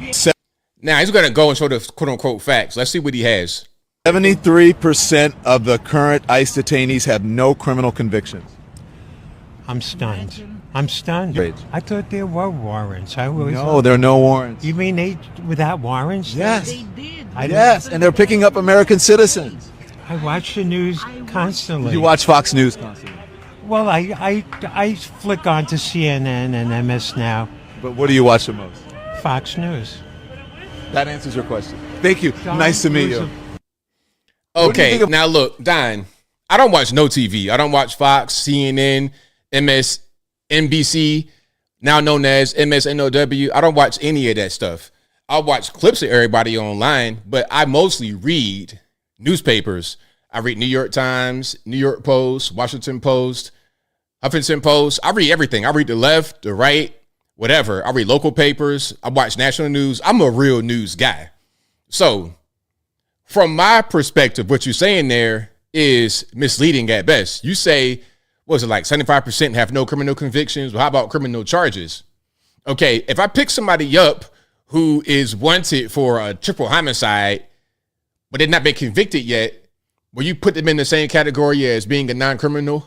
I don't really understand. Okay, they go shoot up a whole quinceañera, everybody sees them. Yeah, it was Albert Munoz. He did it. Okay, you go pick him up. He's here illegally. He gets deported. Will you count him as somebody that shouldn't have been deported? Does he count as a citizen? Are they picking up citizens? I think not, because if you're here legally, you don't got nothing to worry about. Now, you could get arrested potentially by ICE if you do something that's illegal. Okay, ICE is in your town. They setting up shop. You break into an ICE vehicle. You steal guns. You steal badges and everything else. Now, you're going to get arrested for doing that, but you're not going to get deported for that. Only the illegal aliens are the ones being deported. So, Don, you're not telling that man the truth now, and don't try to say it's about Fox News. I don't watch no Fox. I don't watch MSNBC. I don't watch nothing. I am a real news guy. 90% of my day is spent reading what's going on. So you're wrong. But I don't expect anything else from a Don Lemon. I don't. But, hey, I respect his hustle out there on the streets talking to people. I respect that part. I do respect that part, but beyond that, I'm good. I am good. Okay, now, this was crazy, but this is a good story. It could have ended badly, but it had a happy ending, in my humble opinion. Now, because of Trump threatening to defund California because of stuff like the Transformers and, gender affirming care for minors, because of that, a 15-year-old girl's double mastectomy was canceled. Thank God. Praise God for that. But her mother and herself, they're not really liking that too tough. Let's watch some of this, shall we? All right. And RIP to the headphone users. Let's go ahead and check it out right here. Therapy, endocrinology appointments, and surgery consultations, ENFIS was eventually scheduled to have a mastectomy. I was the happiest I'd ever been. Yeah. Since I started puberty, and I started developing breasts, it was never something I wanted. But just last week, that all changed when Anne got a call from Rady Children's. This is not right. Not right at all. The appointment was canceled, Anne says, because of the Trump administration's proposal to halt federal funding for hospitals providing gender-affirming care for minors. It was just the worst feeling in the world because I had seen Envis so happy, so happy. We were so happy. And I was sure that I wasn't going to make it to the weekend, knowing that. Pushing through the hopeless feelings, the Zerlot family knows the larger issue across the country may be out of their hands. But here in San Diego, they plan to fight. Not sure where it's going to go, but also it's not just about fighting this. We still have to find this surgery for Envis. Okay, so there's a lot here, actually. First of all, this whole issue of the transgender and everything, I mean, you see the mom. I ain't even gonna say too much bad about her, but you can see her. It's like, it's the parenting. It's the parenting. The parents are not really raising their kids properly. The kids are being raised by the computer. Okay, you can already see what's going on right here. You already know what's going on. Okay, you on Discord servers, you on Reddit, you all over the place, just in your room. That's your portal to reality. And in this portal, you're gonna get hit with all kind of stuff, all kind of random stuff you shouldn't really be hit with. It's gonna be confusing you. You're 15 years old, a girl going through puberty, you're confused. You think that this surgery will help you in your mental health, but it's not. Your mental health is a thing that cannot be corrected with plastic surgery, with removing your breast. It's just not going to be the reality. We see plenty of people when they get to be adults regret doing what you wanted to do at 15 years old.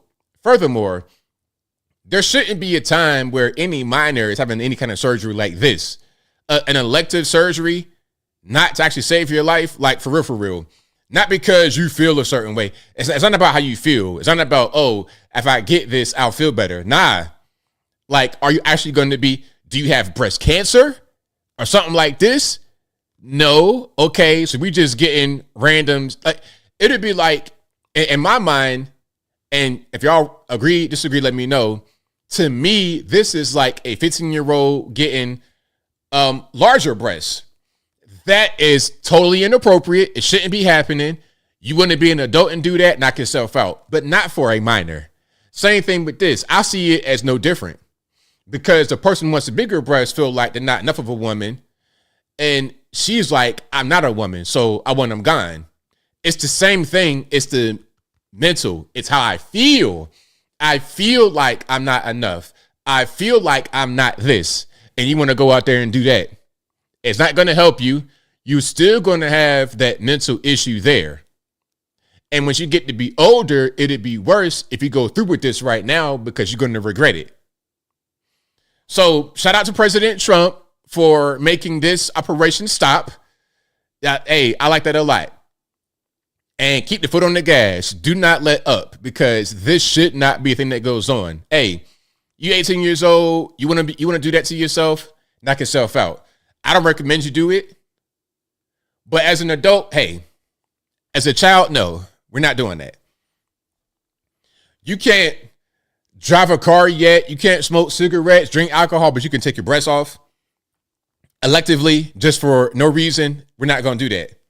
Now, I'm going to play some of this. This is Josh Hawley, I believe. Speaking to an expert doctor about whether men can get pregnant.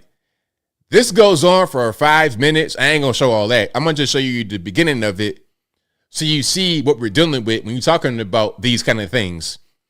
Okay, what is a boy? What is a girl? What is a man? What is a woman? At one point, it was pretty simple to answer these questions, and it still is, but some of us don't believe that. Let's go ahead and check this out right quick.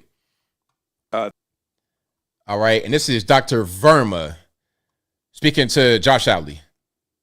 Thank you, Mr. Chairman. Since you bring it up, why don't we just start there? Dr. Verma, I wasn't sure I understood your answer to Senator Moody a moment ago. Do you think that men can get pregnant? I hesitated there because I wasn't sure where the conversation was going or what the goal was. I mean, I do take care of patients with different identities. I ain't ask you all that. Hold on. Matter of fact, I'm gonna stop. I'm cutting in too early. Let me just start from the top, shall we? Thank you, Mr. Chairman. Since you bring it up, why don't we just start there? Dr. Verma, I wasn't sure I understood your answer to Senator Moody a moment ago. Do you think that men can get pregnant? I hesitated there because I wasn't sure where the conversation was going or what the goal was. I mean, I do take care of patients with different identities. I take care of many women. I take care of people with different identities. And so that's where I paused. I think, I wasn't sure where you were going with that. Well, the goal is just the truth. So can men get pregnant? Again, the reason I paused there is I'm not really sure what the goal of the question is. The goal is just to establish a biological reality. You just said a moment ago that science and evidence should control, not politics. Absolutely. So let's just test that proposition. Can men get pregnant? I take care of people with many identities, but can men get pregnant? There are many women that can get pregnant. I do take care of people that don't identify as women. that, Can men get pregnant? again, as I'm saying, This goes on for 5 minutes. It's only 1 minute so far. This goes on for 5 minutes. She's not going to get back off that point. And this is what causes confusion, because clearly the answer is men cannot get pregnant. You can identify as a man and get pregnant, but that's your identification of yourself. That's how you feel about yourself. When reality leaves the room, when facts leave the room, here comes fantasy, here comes feelings, here comes just whatever you want to be reality from your own mind, from your own opinion. But your mind and your opinion does not change the actual physical reality in which we all got to live. So the answer is no, men cannot get pregnant. It's simple as that. But of course, she got a total line. She can't say that, because then it becomes, oh, you're homophobic. Homophobic? How am I homophobic to say something that's just the reality? You are not a man just because you identify as a man. Okay? You got X chromosomes, you are a woman, you're not a man. And there's no way to get around that. I don't care how much surgery you do, how much therapy, how much a wardrobe change you do, how many bull dagger type outfits you wear, it don't matter. You're still a woman if you're a woman. XX, it is what it is. Same thing if you're a man. Hey, you still got them big crazy basketball player hands, that big jaw, them big feet, them size 15 boats. Okay, the big Timberland boots up under the bed. You're still a man at the end of the day. You're looking like Paul Bunyan, Paul Revere, all the Pauls. RuPaul, Paul Bunyan, Paul Revere, it don't matter. You're still a man. So shout out to her for just adding to the confusion. Now, this was over in, I believe, London somewhere. We got some Transformers in the bathroom, and the ladies are saying, you know what? No more. We don't like this. Get out of the bathroom right now. They're going to be offended, but they're going to be all right because they're men and they're tough. Let's watch. You're men. Bye-bye. Bye-bye. You are men. You're men. Running towards all of us. From my face. And they have massive Adam's apples. And you're all recorded, right? Yeah, because you're a man in the women's league. Like, why are you in the women's league? Why as a man are you in the women's league? Why do you feel the need to be in here with women? No, you can go into the toilet that accords with your sex. Hey, hold on. You're men. Bye-bye. You are men. You're men. Oh yeah, you're gonna be right. That's so manly of you. I went over to the women's security guard and she said, what can I do? They're dressed as women. Two men doing their makeup, dressed as women. And they said, oh, she's snitching on us. Guys, okay? Alright. Okay, I was talking to you, someone else jumps in, someone else. I can answer one person at a time. To the female security guard, I have it on record. I literally said to her, sorry, there are two males in the bathroom, would you mind removing them? And she said, what can I do? They're dressed as women, what am I supposed to do? What do you want me to do? What can All I of do? us girls flocked in. That's fine. It's not gonna go anywhere. So are you a woman or a man? Okay, it's not gonna go anywhere. Give me 1 second. It's up in my face. I'm not even joking. He was coming towards all of away us. from my face. And they have massive Adam's like that. apples. The biggest one, he must stand at about 6'5" or 6. 100%. He's huge. And hence as well. And then we said, just so you know, you're breaking the law. If you don't have a female space as advertised, because also in this like establishment, you need to have female and male spaces. So if you let males in, you're breaking the law. So shout out to them for standing up for themselves and not just letting that kind of thing go on. And it's always these big basketball playing looking like, hey, like they over in Europe playing basketball. You went to Lehigh or something like this. It didn't really work out. So you know what? I'm gonna just go to Europe and try to play ball over there. Do you get any playing time, bro? You're not getting no playing time. Now you want to go out here and play dress up and be all in the women's space. You're already tall. You're like 6'6". You're looking like Rick Hamilton, Magic Johnson, the first Magic Johnson before the whole thing with the sun. You're looking like that, bro. Go out there and do something else with your life. Go out there and pick the tallest fruit from the tree. I don't know. Do something rather than being in here with these women. And you athletic, bro. Come on, man. Like, see this right here? that will be the guy in the bathroom with you. And if there's no security or no other girls in there and he's violent, what you gonna do? Look at his muscular structure right there. He's skinny, and a lot of guys might be able to do something with him, but he's 6'5", long reach. They have no chance in there against a guy like that. I don't care what kind of dress he got on, high heels, it don't matter. He's still a man at the end of the day. So yeah, Joanna Man Euro League, exactly. Him and his light skinned homeboy right here. You know, that's the point guard. They go to the swing man right there. They go to the wing player right there. Crazy. Bro, I don't care what you got going on. Just go to the bathroom that aligns with your biological gender. Very simple. Very simple. Now, we got a little bit of good news here. Since the border has been closed, fentanyl overdoses have plummeted in this country. Plummeted. Now, that's also a big reason why we got the border closed, because the overdose deaths, the drugs, were getting inundated. California, they love drugs. I suppose they had illegal aliens harvesting marijuana. We all saw that video. They allow open crack, meth, heroin, weed, whatever, to be smoked, shot up, all in the streets, all in the subway, all in the Uber, all in the bus. But as a nation, we have plummeted in fentanyl overdose deaths. Let's watch. I will tell you something that I haven't said publicly yet, and it deserves to be said.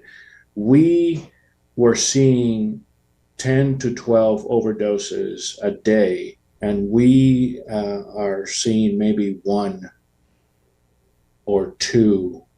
Sometimes we go 3 days without seeing an overdose of fentanyl. So closing our borders and doing the things that he is doing, I am 100% behind. It really has made America better in the healthcare system, in the war against drugs. Is it being replaced by any sort of drug? Are you seeing more of another sort of overdose? Is there some, like, because I'm thinking, you know, the cartel isn't just going to give up, right? So is there a drug that they're able to get to the streets easier now that the border's closed and he's blowing up ships? So what are you seeing? That's a good question. That's a really good question. Let's see what the answer is. Methamphetamines is always easier to make here. Yeah. And we have seen maybe a slight increase in methamphetamines, but the significant drop in fentanyl overdoses is the most significant thing. Right on. There we go. So, hey, that was the plan, wasn't it? That was the plan. Shut the border off. The illegal aliens, we're going to reduce that issue with the crime and violence they bring and also the drugs that they bring. So, hey, great news. I love it. Shout out to President Trump. Promises made, promises kept. Because the fentanyl thing is so serious. I mean, a lot of people have died from opioids. What was it, like 100,000 deaths in 1 year? And y'all saw my situation when I was on the plane and the dude had to get Narcan on the plane. That was mind-blowing. A guy got Narcan on the plane. Now, luckily, we hadn't taken off yet. We were still at the actual gate. We weren't even done boarding yet, so thank God for that. Imagine if he was to overdose in the air. That would have been crazy. But anyway, fentanyl, the opiates, it's been ruining our country. And having the border wide open just made it that much worse. Now that we got the border closed down, we're starting to see all of that stuff really just dip. So shout out to President Trump, shout out to ICE, shout out to Border Patrol for that. All right, let's keep going here. Now, this was funny. President Trump's story about Ozempic. This is kind of going viral right now on my Instagram and everywhere else, and my Facebook, and a little bit here on YouTube, but not as much. Let's watch some of this, shall we? I tell the story. And I edited this a little bit.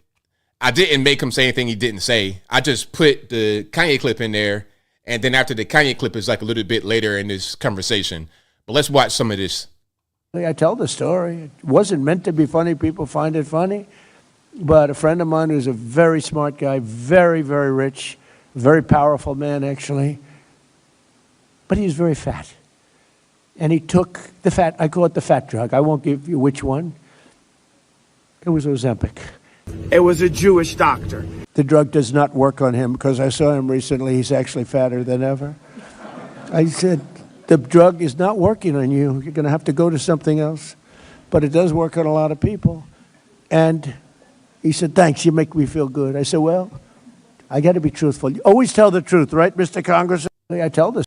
So shout out to President Trump. That was hilarious. But he said that I'm not trying to be funny, and I believe him because let's not forget, Trump is what, like 80 years old? How old is Trump right now? Trump age, he is 79. He'll be 80 June 14th. Okay. So when you get to that age, you pretty much say anything, especially like you got grandparents, your grandma, grandpa, especially your grandma. She say whatever she want to say. What you going to do? Like my grandma say anything. What you going to do? Nothing. You got to just accept it like, yeah, you're right. That's pretty much how Trump is, in my humble opinion. Any elderly person at a certain point is just, you know what, I'm going to say what I got to say. But also, that piece about Kanye, I'm going to show you that clip if you don't remember. If you don't catch that context, let me show you this clip from a while back. I'm not sure when this first came out. It might have been 2022 or I don't know when this came out. But anyway, this is Kanye during this whole Blame the Jays movement. Let's watch some of this. The thing about the red hat that drove me to a point of exhaustion, which was misdiagnosed by I'm not going to say what race, what people, doctor, and what hospital, and what media it went to. We know I can't say that. It was a Jewish doctor. So he the same as Trump because he was saying, you know what, I can't say it. I'm not going to say it. It was a Jewish doctor. Same thing with Trump. I ain't going to say which drug. It was Ozempic. Same exact thing. Now, I'm not a Zodiac guy. Y'all might be. But in the comments, they kept saying that they're both Geminis. I don't know if it's something to that or not. My dad was Gemini too, June 19th, Juneteenth. So shout out to them. Shout out to the Geminis. Again, I'm not really into the Zodiac stuff. Y'all might be, but that's just a little bit of food for thought. And yeah, Ozempic, everybody's on that. I don't recommend you guys get on that. Y'all know how I am with my health stuff. Please don't do that. That's medication that you're not sure what's going to happen to you in the future. And all this, I'm going to just say this. Ozempic just makes you stop eating. Have your own willpower to stop eating, and that will be better for you in the long run. Ozempic makes you stop eating at the expense of lean muscle mass that you need, especially when you get to be older. The way that you could really preserve yourself and prevent from getting a lot of ailments as you age is by staying in shape. I met a lady yesterday when I was leaving the store. You know how it is when you are parked next to somebody and they park and they getting out and you're not trying to rush them to get out because they got to get out in order for you to get into your vehicle. Anyway, I saw an old guy jump out kind of slow, and then the door opened. I'm probably his wife or something like that. It took her a while to get out, but they're both like in their 80s. He's like, "Oh, thank you for waiting. I'm very, very old. I'm getting a double knee replacement tomorrow." I was like, well, hey, God bless. Hope everything go well. But imagine getting both of your knees replaced. To prevent those kind of things, you got to be really in good shape, have muscle mass that can last. When you want Ozempic, that's kind of the opposite of that. So you may lose weight in the interim, but there's side effects. Paralyzed stomach, losing muscle mass, muscle tone. You could develop like osteoporosis and stuff like that. It's not a good thing for you to do. The best thing is to have willpower and to reduce your caloric consumption. I done told y'all I've lost 100 pounds before. I've been as heavy as 280, a 44-inch waist, and I've gotten down to 180 with a 32-inch waist. Now, I'm like a 35 or 34 or 35-inch waist, and I'm about 220, between 215 and 220. So I know how to do this very well. I'm an expert at it, in my humble opinion. I'm a nutritionist and a weight loss expert, for real, for real. Ozempic, please avoid it like the plague. If you're 1,000 pounds or something like that, okay, you kind of like a whole different category. if you're not that big and you could just cut your calories, do that rather than getting an Ozempic, please. You know, I'm seeing people that's not even that fat. They're like 5'10" to 240 pounds. That's not that bad. You're kind of okay. You could just cut your diet and get to where you want to be. If you're on my 1,000 pound life, is something different. You're 5'2", 240. Good grief. Hey, bro or sis, I don't know what's going on, but you gotta work on that, bro or sis. You gotta work on that. And don't use Ozempic while you're at it. External Spring says diet is more important than exercise, but they're both important. Yes, diet is 90% of it. If you're not eating well, then your diet means nothing. I see all the time people go to the gym, sweating and huffing and puffing, and then they go straight to McDonald's. Or throughout the day, they're doing Starbucks, Chick-fil-A, the worst of the worst kind of stuff. All right. Tampopo says 411 here and losing. Well, I'm glad you're losing your weight off of your body. I'm glad that's happening. Okay, I am. Now my time is running so low here. What am I gonna do? Let me see where I want to go. Oh, okay. Hold on. I want to show some of these Waymo fails, but I kind of want to tee it up properly. So give me a second. I think what I'm gonna do, since we have limited time, I'm not going to show too much of the Gavin thing. I'm going to just show some of the highlights from the Gavin podcast. And if you want to see a more in-depth look on this, you can go to my video that I did. Hold on. Speaking about Gavin, let's show LA right quick. Let's show LA. Now, this is on the Olympics website, okay? Because we know they have an Olympics in Los Angeles. Now, on the Olympics website, they have a picture of Los Angeles, and it features a homeless encampment. You can't make this stuff up. Let me show you. I'm on the website right now for the Olympics in LA. This is a photo of downtown LA, and what do you see here? What is that? That is a homeless encampment that you will see if you drive down the 10. Yep, you will see that. Or the 110. They're not lying about it, but at least Photoshop that out. Look at the trash. Look at the trash. What are we gonna do, Mayor? What are we gonna do to prepare for the Olympics? Because this here, hey, that's the real LA. So at least they're honest, because they could have done a Xi Jinping cleanup like the way they did when he came to California. And normally there's people that smoke crack right here on this block, but because you're here, Your Excellency, Mr. Xi Jinping, aka Winnie the Pooh, we're gonna just take all that away. They could have done that for this, and it's a picture. They could have just photoshopped that out or cropped it, but nope. Let's have it all the way authentic with the homeless camp right there, right in the picture. Embarrassing. Totally embarrassing. This is a world event, and you got a homeless encampment right there. Hey, what are you gonna do? That's Los Angeles for you. That's why LA sucks. Hey, Tazante, I could not make this stuff up if I tried. I promise I couldn't. Okay. Now, staying on topic of California, here's Eric Swalwell, I guess running for governor. Eric Swalwell, aka Mr. Fang Fang, Yum Yum. I think they are disappointed at him. They saw he had potential. Maybe when he was young, they spotted him. Thought he had a future. But obviously he doesn't. Let's watch some of this, shall we? They're going to lose their immunity. They're not going to be able to drive. I will take your driver's license. Good luck walking to work, assholes. Also, I will direct law enforcement to use every power to prosecute them for battery, false imprisonment, and murder. You know me. I'm not shy.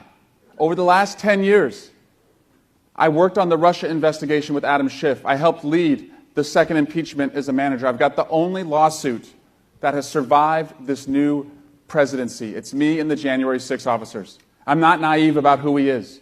There's only one side of the ball to be on behalf of Californians when it comes to ICE, and it's offense. They're going to lose. Okay, so clearly this It's about ICE. He's upset. And he says, you know what? If I become governor, they're going to be totally just persona non grata. Lock them up. No license. They're going to be held accountable. Bro, you sound crazy. You sound like a dictator, in my humble opinion. They're not doing anything that's illegal. We, the people, want this. We voted for it. You can't say, oh, no, that's illegal, and we're going to prosecute you later. Nah, what are they doing that's illegal? That's ex post facto. If you create a law and then try someone to convict them of it later after the law was created, then nah. A person must be guilty of a crime before the crime is a crime. If they do a thing before it's a crime, then there is no crime. That's called ex post facto. That's what he wants to do. So that's Eric Swalwell. Could be your governor out there in California. What do you guys think? I mean, California, it's bad. All right, let's watch some of this. And I got a little bit more time left. Hold on. Where do I want to go? I want to go to Gavin Newsom. Oh, not Gavin yet. Kara Swisher and Ro Khanna on the California wealth tax. If you made all your money in California, you will pay them another fee. You get federal income tax, state income tax, sales tax, excise tax, carbon tax, fuel tax, air tax, water tax, land tax, breathing tax, and a wealth tax. And I wonder why people are leaving California. I wonder why. Let's watch some of this. And I think what it is, it specifically targets about 100 people, I think it is, who are threatening to leave California, except for Jensen Huang, who's apparently staying.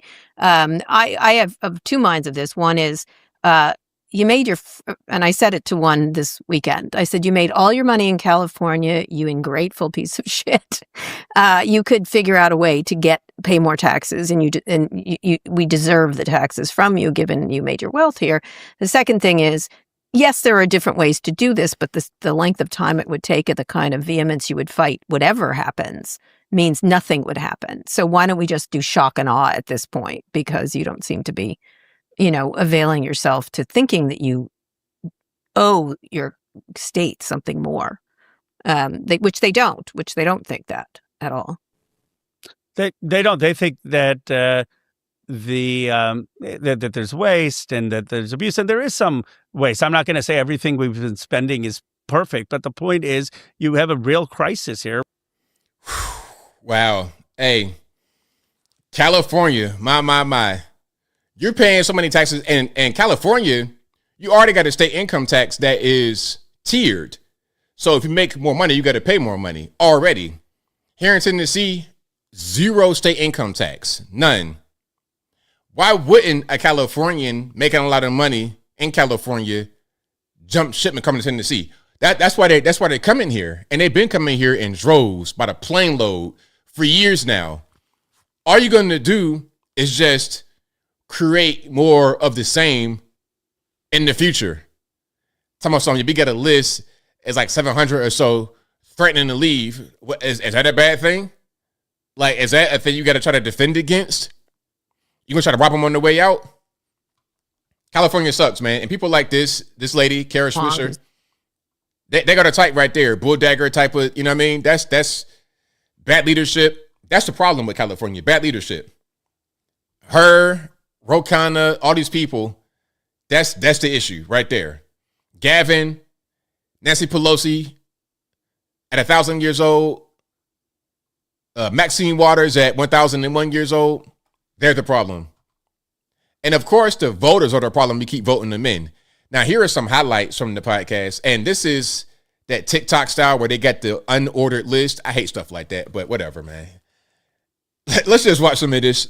About radically lowering the income tax rates in the state. California has tax. I mean, there's 16 states right now. Let's talk about those 16 states. Why don't we talk about California? This is the question that you're not wanting to answer, which is whether boys can become girls. Okay, so the question here, can boys become girls? Let's hear Gavin's response or non-response.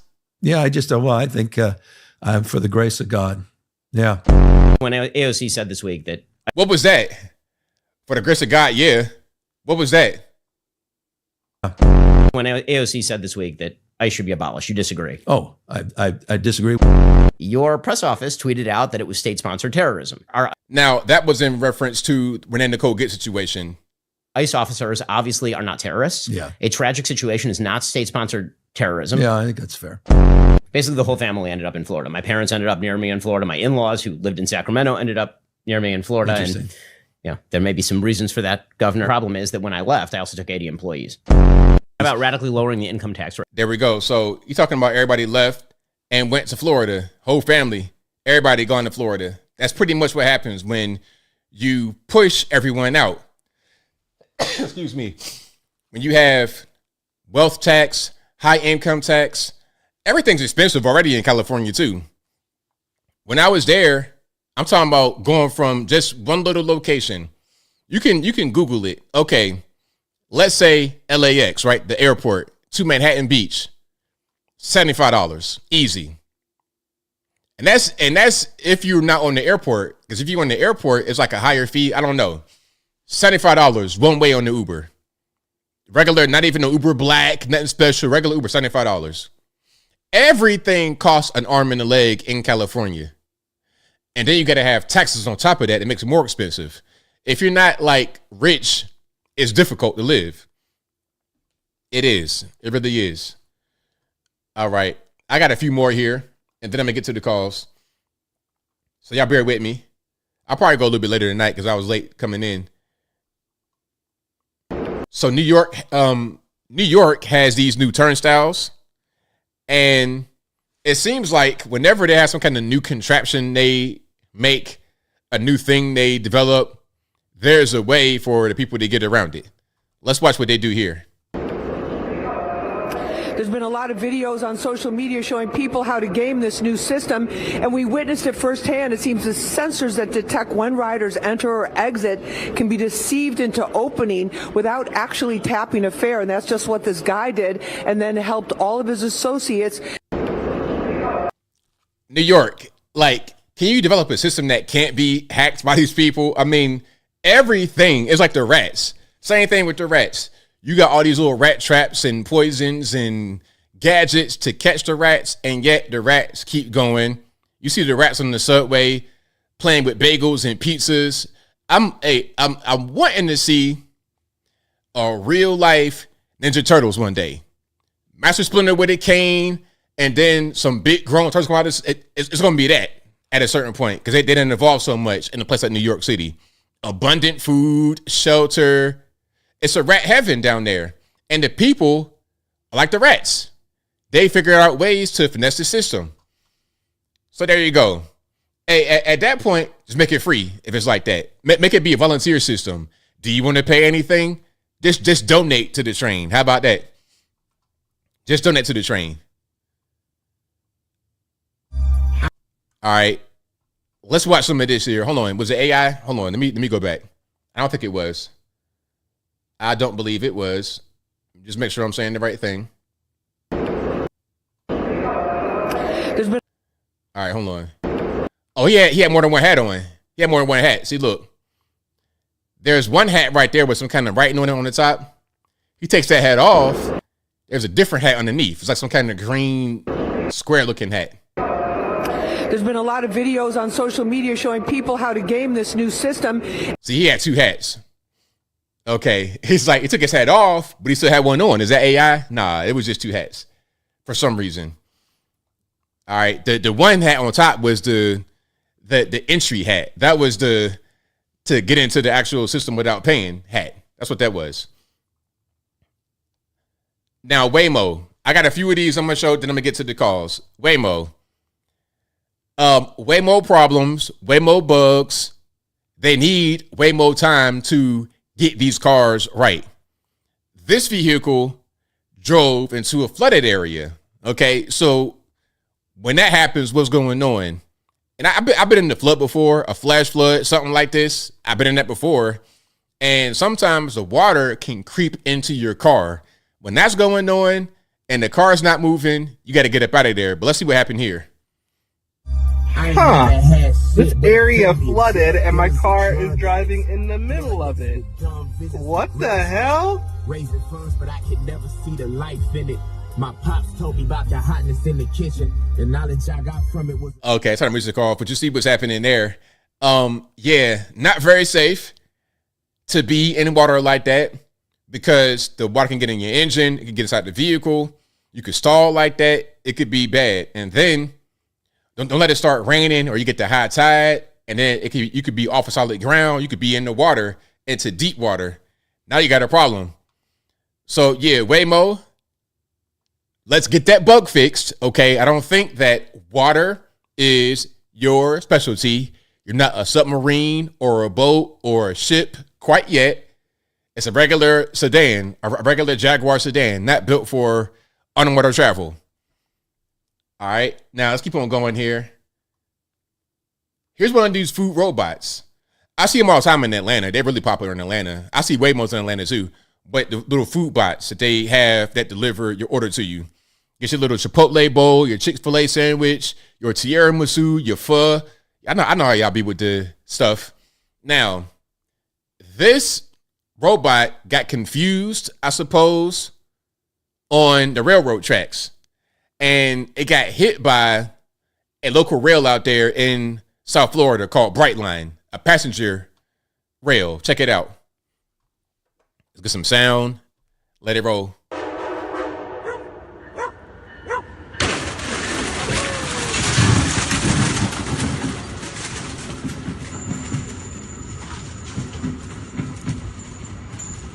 One more time from the top.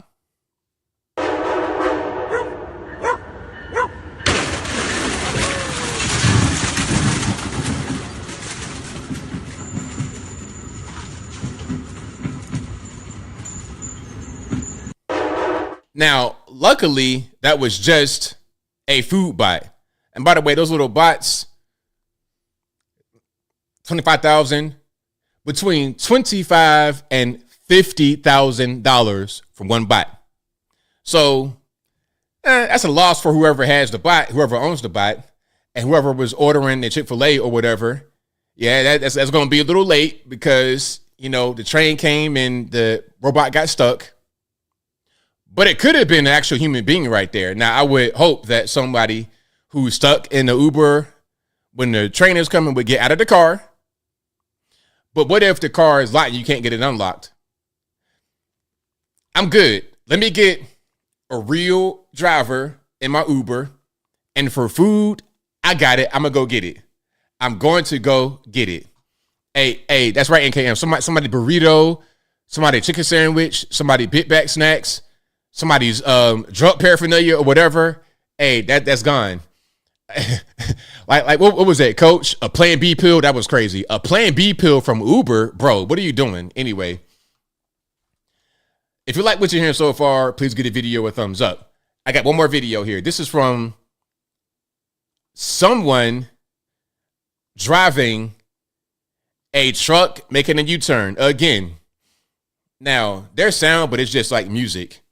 So, who do you think's driving this vehicle? You think it's an American citizen? Are they here legally, illegally? What's going on? Y'all tell me what's happening with this particular vehicle. Who's driving it? I have my assumptions because I've never seen this in my life on the road. I think most American drivers, people that understand what's going on, would not do this. You turn on the and they stuck right there because you're not supposed to do that, so it's not easy to do it. I think maybe they think it's just like a flat piece of land right there. It's not. It's a ditch because it's called a median, so you shouldn't be doing that. But they finally made it happen. Now, luckily, nobody crashed to their truck like they did in Florida or in California. But that kind of thing, totally illegal. Now, some say that's just how Swift operates. Well, I see. Maybe Swift, they get them illegal aliens, get behind the wheel and start driving the trucks. Okay, maybe that's what's going on. A guy from India, could be. All right. Shout out to you guys. I appreciate y'all for rocking and rolling. If you like what you're hearing so far tonight, please give the video a thumbs up. Like the video, share the video, do all that good stuff. That'll help me out tremendously. All right. We got calls to get to. The number to call is 706-406-3287. Again, 706-406-3287. But first, I got super chats on deck. Thank you to Apple Bakar Puff Daddy, who says, Jasmine Crockett says, ISAR Slave Patrol, Stotts. Just somebody trying to rile up the black vote. Hopefully we don't fall for it. Thank you to Lanita, who says, for sure, super weird noise. Yeah, very, very weird. What was that video in the beginning? Oh, the screech. Yeah, when the guy was talking about God. Yeah, my heroes, X, Y, and Z, and my Lord Jesus Christ. All kind of crazy stuff going on. Anyway, thank you to Mauricio, who says, why are Democrats all emotional women, even if they're a guy? That is a great question. A fantastic question, actually. Shout out to you, bro. And give me a second. Okay. Messing up today. There we go. Okay. Thank you to Roy Henderson, who says the Democrats have premeditated craziness. They do. They sure do. Thank you to Freeman for giving out 5 ABL memberships. Thank you to J-Man, who says, oh, you did the memberships. Okay, you're having the battle. Membership. I like the membership battle. Thank you, J-Man, for giving out memberships. Thank you to Dan Vicious, who says, if they were smart, then they would have used Bitcoin. Thank you to Ryan Henderson, who says, at this time, LA has no shame. Disgusting. Thank you to Bobcat MIT, who says, California taxed my Navy retirement pay, even though I earned it in VA. Pee me off. Hey, that's crazy. That's totally nuts. It's California for you, though. They just going to take. That's what they do.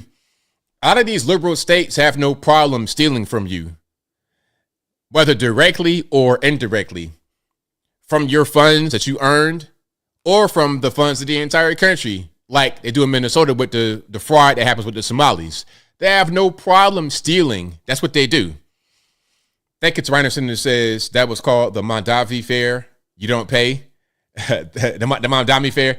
Thank you to J-Man for your memberships, gifting. I appreciate you for that. Now let's get to some calls here. Again, the number to call is 706-406-3287. Again, 706-406-3287. And the phone lines are on. Shout out to you guys again for watching. You guys are the best. You guys are the absolute best. Taxing the benefits. I mean, they're crazy. That's what they do, though. That's pretty much par for the course. Unknown caller, you're online. Who am I speaking to? Hey, Bill. Hey, man. How's it going? Just thought calling. I haven't talked to you in a while. So, yeah, the whole deportation thing, yeah, Trump's getting a lot of flack for that because he's a white conservative. Obama was half black and a liberal, radical leftist. Nobody cared about that. So, you know, they can't pin racism on him. You see what I'm saying? Right, of course. Yeah, it's a political racial game, and I hate it. But it's, you know, Trump hasn't even deported, 15% of what Obama deported. He deported 3 million.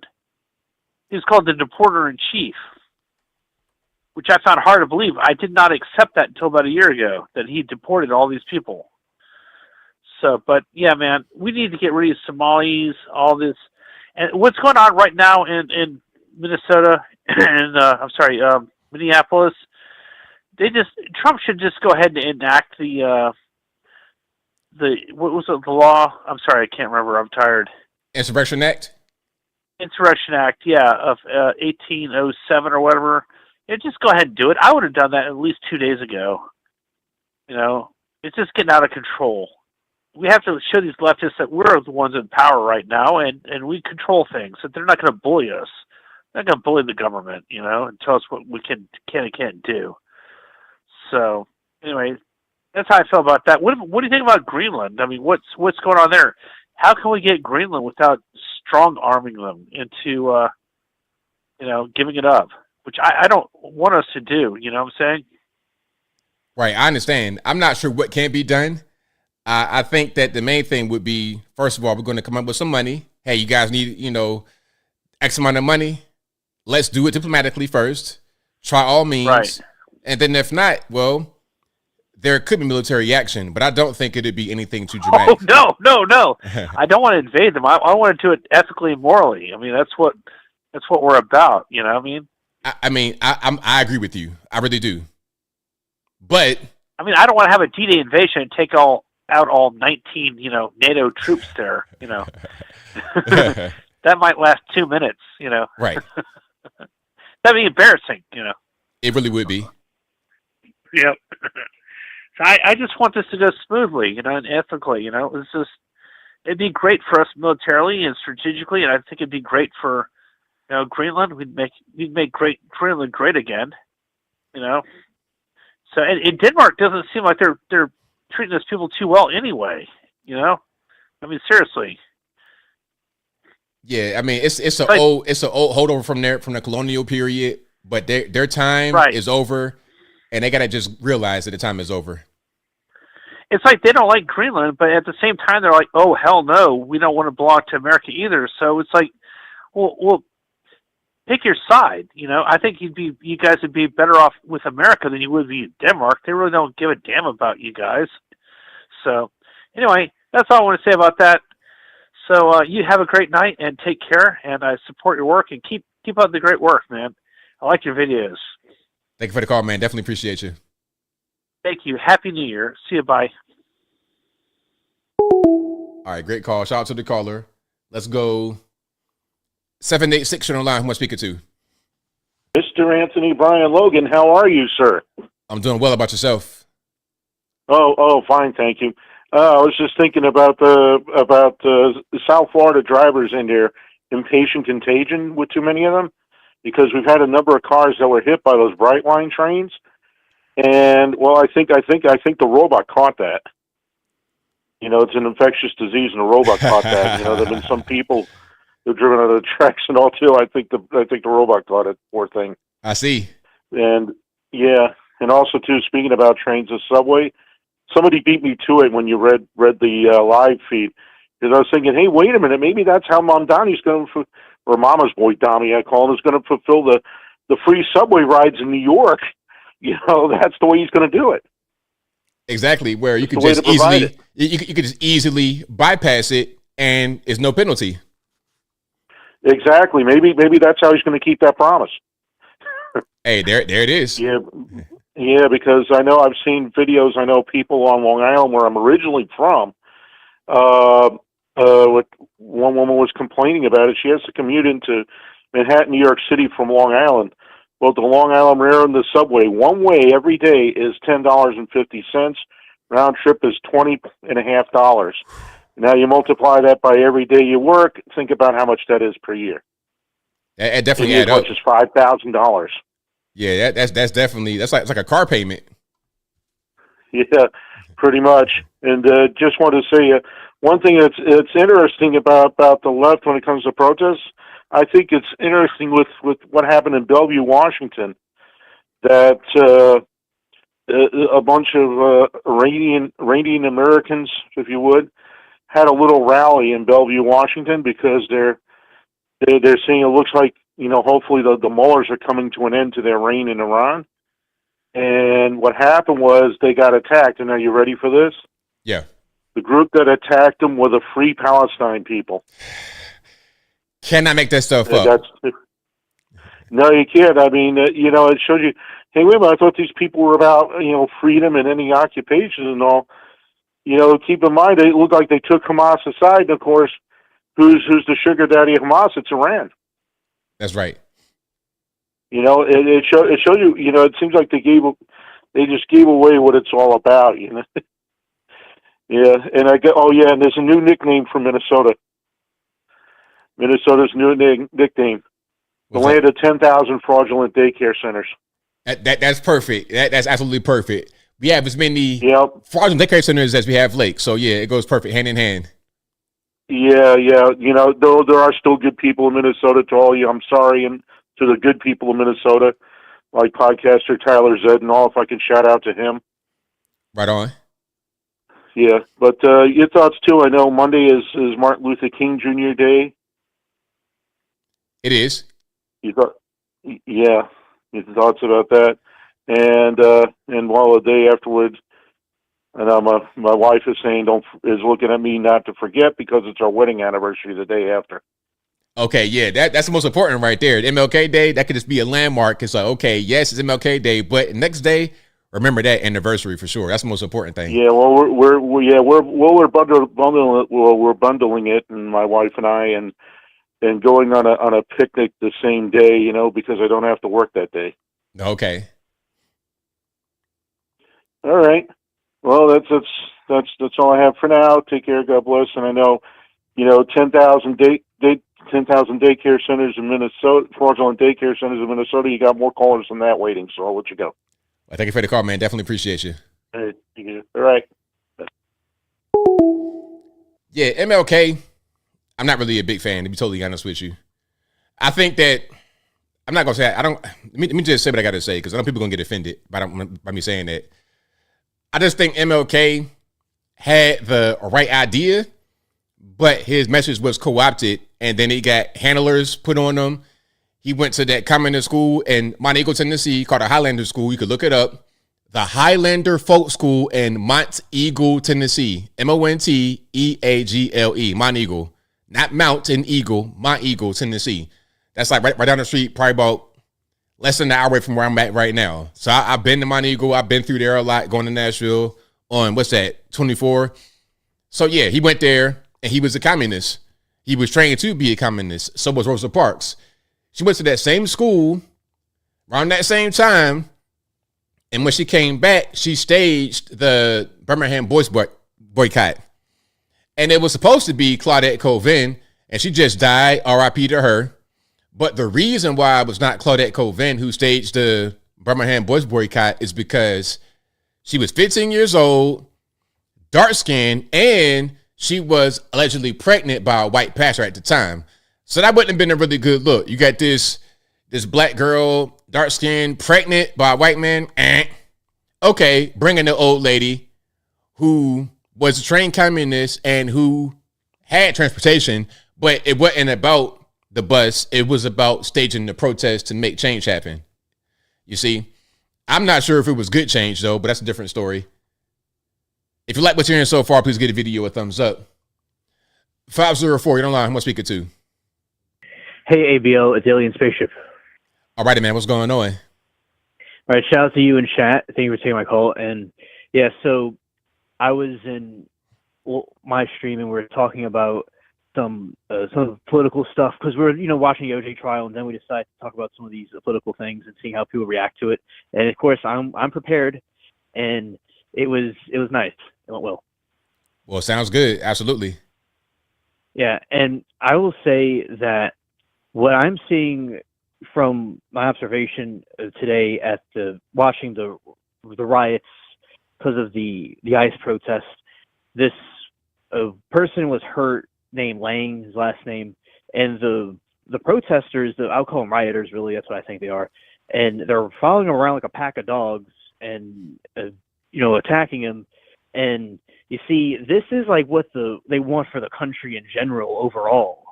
And this is, certainly not good that they want to completely destroy everything that our country stands for, but that's a little glimpse of what they want to do with everybody. Oh, of course. That's the idea, to make it just be the standard. Yeah. And also with California, I think it's as I said, disappointing.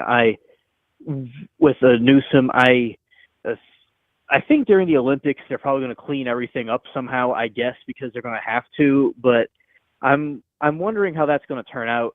But yeah, everywhere there's like a homeless camps, and there's these bridges and these different lights that they're supposed to have, but they don't have them lit up. And all this money is being spent, and there's a lot of taxpayer money, but it doesn't really go anywhere. So I do think that it's being mishandled by a corrupted institution over there, in my opinion. Oh yeah, but it's not an accident. It's definitely done on purpose because they got their whole operation running the way they want it to run. The problem is that you can't do it that way. It's fraudulent. It's just trying to do it under the radar. But it's obvious what's happening, so it's no longer under the radar. Yeah, I absolutely totally agree. As they're doing low key exactly that. Now, I was reading about the communist Chinese, some of their manifestos they had, and they were telling their people about how the Americans with the racial divide, about they're comparing with the peasants fighting the landlords to the white and blacks in America, and that proves that they were trying to have these ideas of destabilizing the races in the country. So eventually, they're working with the Soviets to implement the ideological subversion. So what I was finding is basically the link that the Communist Chinese are also working with the idea to destabilize the country too.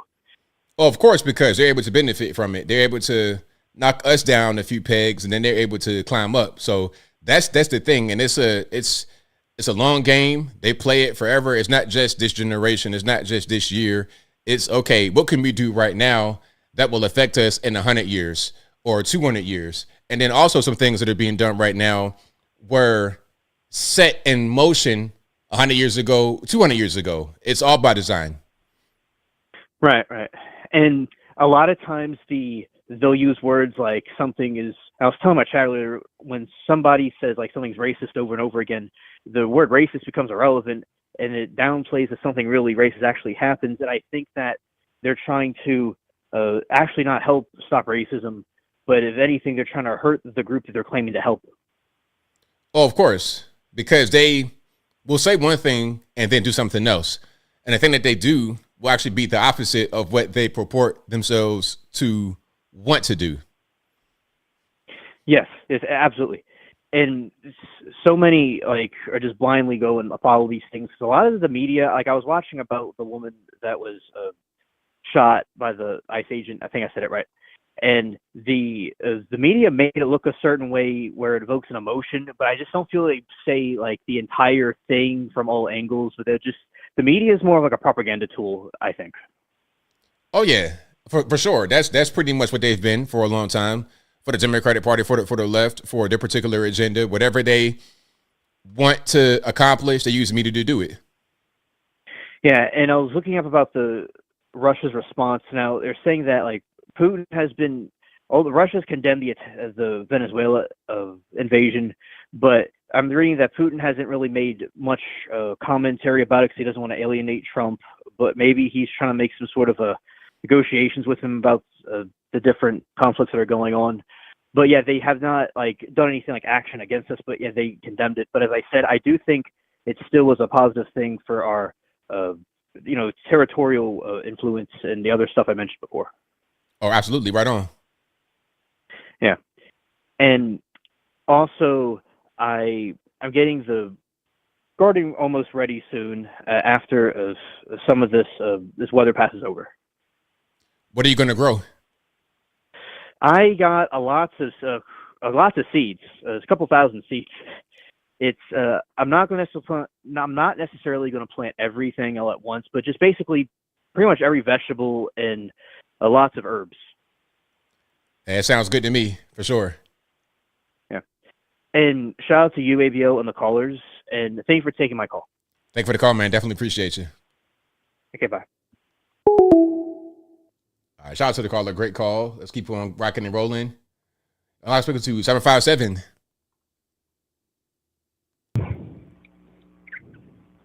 Hello, 757. Yeah, Mr. Logan, Chesapeake Bob here. How you doing? I'm doing well. About yourself? Fair to middling. Anyhow, I wanted to kind of fill you in on a little bit of the details on that super chat I sent you. And this is a warning for people who don't live in California, but might have to go out there for work, okay? So a few years back, I was living here in Chesapeake, and I would fly out to Orange County or San Diego, and I was earning a living out there doing software consulting. And I got paid from the company out in California. And everything was good. And I'd fly home on Thursday night and come back in about 10. And I would submit my taxes, or I didn't. My accountant would submit the taxes, both on my Virginia taxes and the California tax.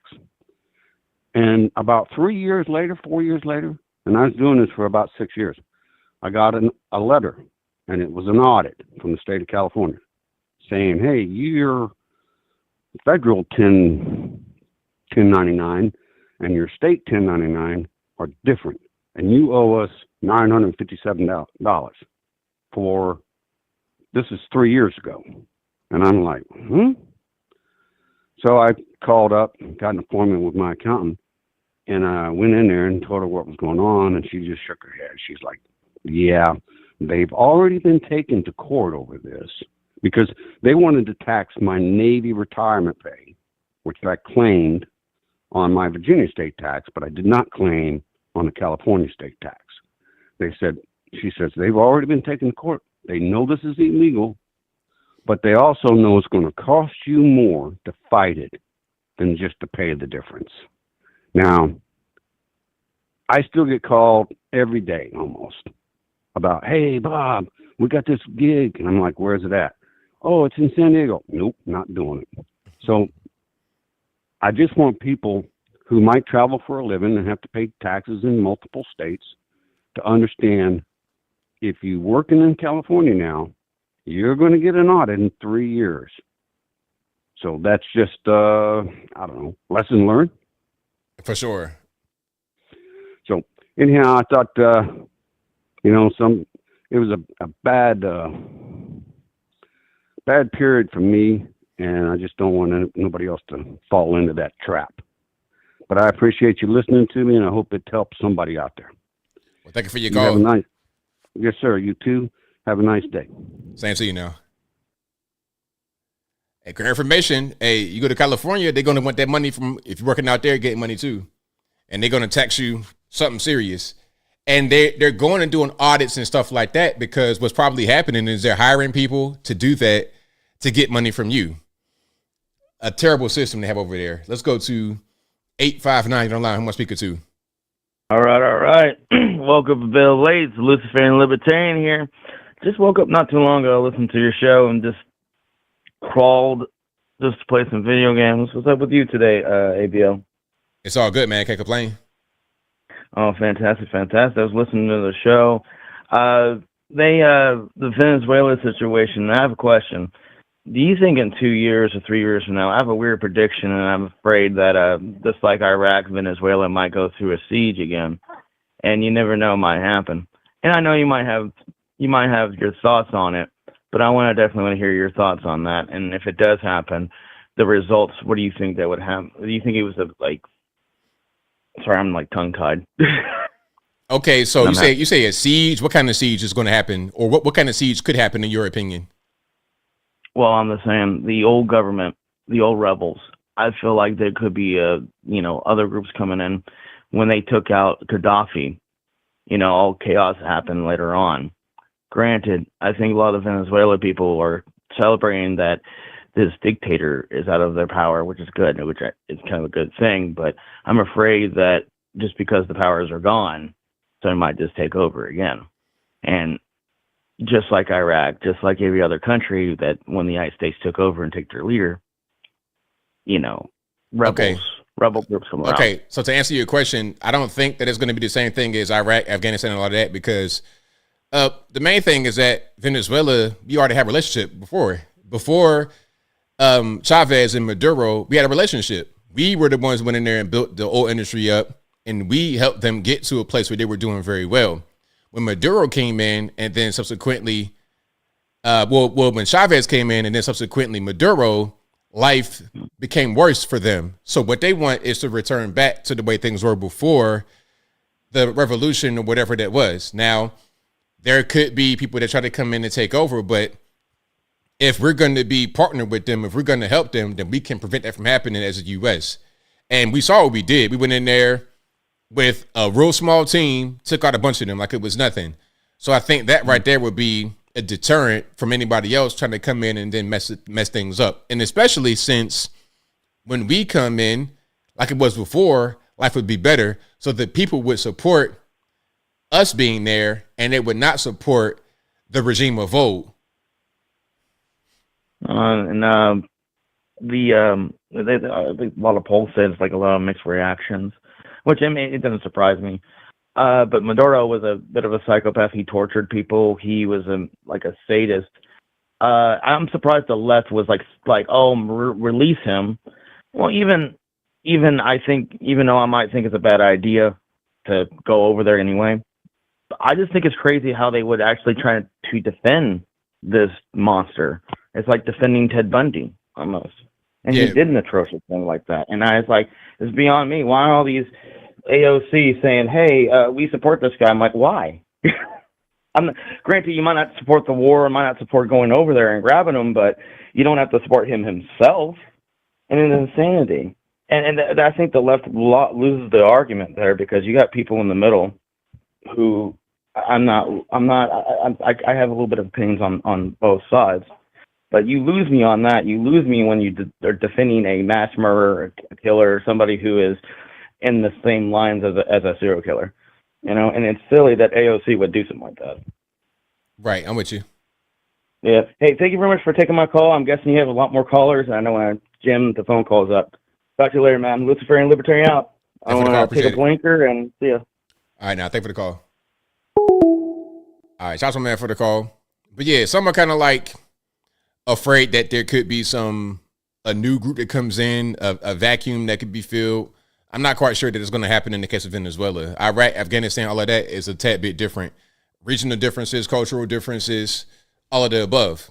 But we already been friends with Venezuela before. We could be friends with them again, in my humble opinion. 1 second, 417 on the line. 1 speaker 2. All right, 417, you got cold feet. What happened? Night, Satan. You guys are funny. All right, I'll be here for a little while longer, taking some calls. But then I wrap it on up, put the bow on top. You guys have been fantastic tonight. As always, I appreciate y'all for rocking and rolling. You guys are the best. And as far as Cuba is concerned, I think they're going to be next. Because without Venezuela being what they were to them, propping them up, they're going to have to make some decisions. And if they don't, then it's going to be really bad for their people. And they're not going to be able to really fight. Because it was the Cuban mercenaries who were there, quote unquote, protecting Maduro. You see how that played out. They got wiped out like it was nothing. Like they were just flies on the wall. I read the account of what happened, and they said that it was like 20, 25 guys, many more troops on the ground for the Venezuelans, the mercenaries, security, wiped them out. The one guy said that it was like they were shooting 1,000 bullets a minute. It was just wiped them out. They had no chance. And I think before they even landed, they had unveiled this weapon, a sonic weapon that disabled them. It didn't kill them. It just kind of like brought them to their knees. It couldn't even really do anything. They were vomiting and everything from that weapon. So I don't think they could really do anything with us. 509, you're on the line. Who am I speaking to? Good evening. ABL, this is Greg McNeely. You know me. Years of calling to you, about 5 years of getting the bow on top. Right on, man. What's going on? Hey, I do appreciate you bringing up those statistics on the precipitous decline of the fentanyl ODs. Right on, absolutely. Trump's closed border, and also, the Border Patrol has been able to jam a lot of those fentanyl drones that are coming over the border. Have you seen those pictures of that stuff? No, I haven't. They've been able to jam those drones that are bringing those fentanyl things over. And I'm going to wrap it up with Scott Adams. You remember, rest in peace, Scott Adams. He was always concerned about the drugs coming over through fentanyl or through the drones. He's an angel parent because he lost his son through fentanyl. I did as well. And he always used to take my comments because I lost my son as well. And I just appreciate you bringing that up to, your audience and everybody. But the last comment a day before he passed, because he would always appreciate my comments, because we were both angel parents. We both lost sons from fentanyl. And I told him about the decrease in fentanyl ODs and drug ODs. And he brought up he could barely speak. If you listen to it, he will read my comment. And he brought up the drones because he'd been talking about the drones forever. Oh, Scott Adams is a brilliant guy. And I told him the Border Patrol, or they have the new technology, they can drop those drones out and it's not coming over the border. And yes, those ODs have just dropped. And you showed the picture, and that was my wheelhouse. And Scott Adams would read my comments quite often because that was my wheelhouse, drug addiction and fentanyl ODs and all that stuff. The former Portland LE, and I did all the statistical analysis on all that stuff. But I thank you very much for bringing that up. But that was the last thing that Scott Adams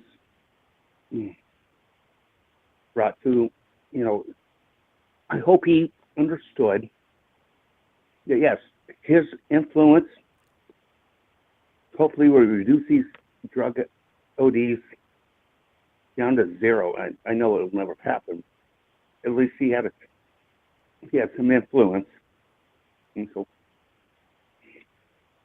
if that makes sense. Oh yeah, I do appreciate you bringing that graph on there, because they have precipitously declined, but he didn't quite understand it. Like I said the day before, but he actually read my thing. He's been reading my things for 3-4 years now. He was just a beautiful man. Anyway, that's all I got to say about that. And, hey, thank you very much, Anthony. Thank you for the call, man. Definitely appreciate you. All right. You take care. All right, now. Good, sir. All right. Shout out to the caller. And RIP Scott Adams. RIP to him. Shout out to the caller. Shout out to you guys for watching. You guys are the best audience anywhere on these interwebs. If you like the video, you know what to do. Give me that thumbs up. I'd appreciate you for that. Let's go to 310. You're on line. Who am I speaking to? This is Ron from Georgia. How you doing, ABL? I'm doing well. About yourself? Another big week, man. I tell you, it's a lot, man. Just looking at what's going on in Minnesota, the way these rioters are just going off.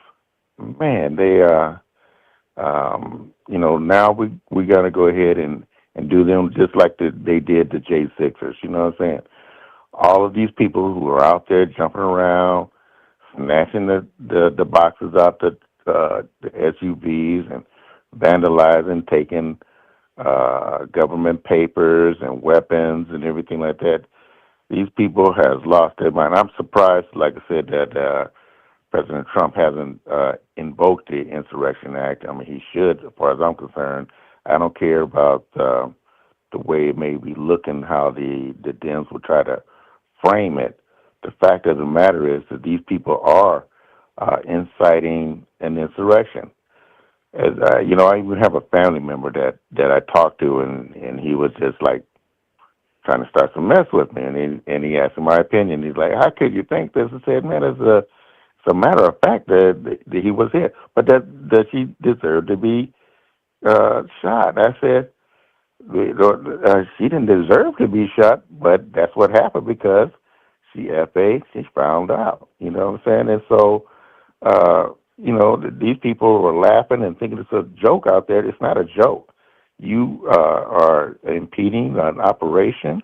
These people need to be arrested. It's straight as like that. And so the fact of the matter that he even had the nerve to tell me that since I have that he might be willing to go to war against me. I said, "Hey, bro," I said, "you live in California and I live out here. We got 30 rounds. You got 10. You know what I'm saying? And so, it's a damn shame that people got to talk like that, But the thing is that it's crazy that people would go ahead and pick sides like this on something that's so, so needed for our country. We need to keep our country safe.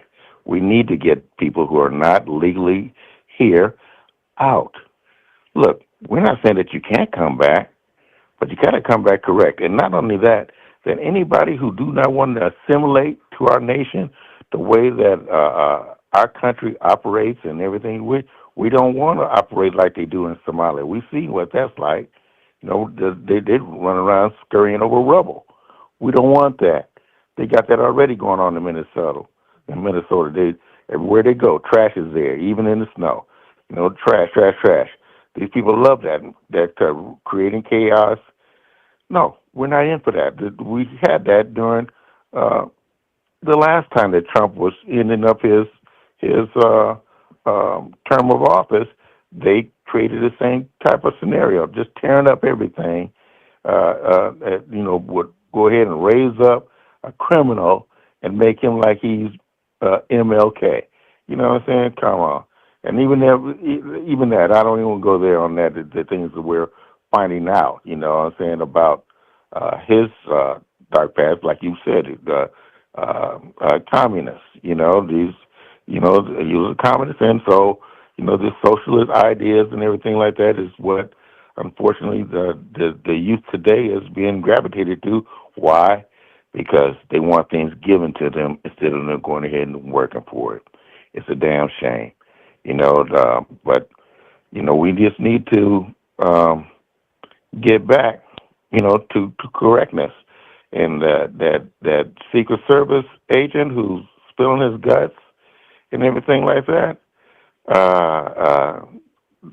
shame on him. Stupid person for sure. And these are the type of people that we have protecting our president and vice president. Who in their political mind, they didn't vote for it. It's not what I voted for, but yet you will go ahead and pass out information and say where you're at and everything like that. I'm sorry, you need to be fired right there. All clearances detracted, which I believe has already happened. But not only that, he needs to be sent right out the door.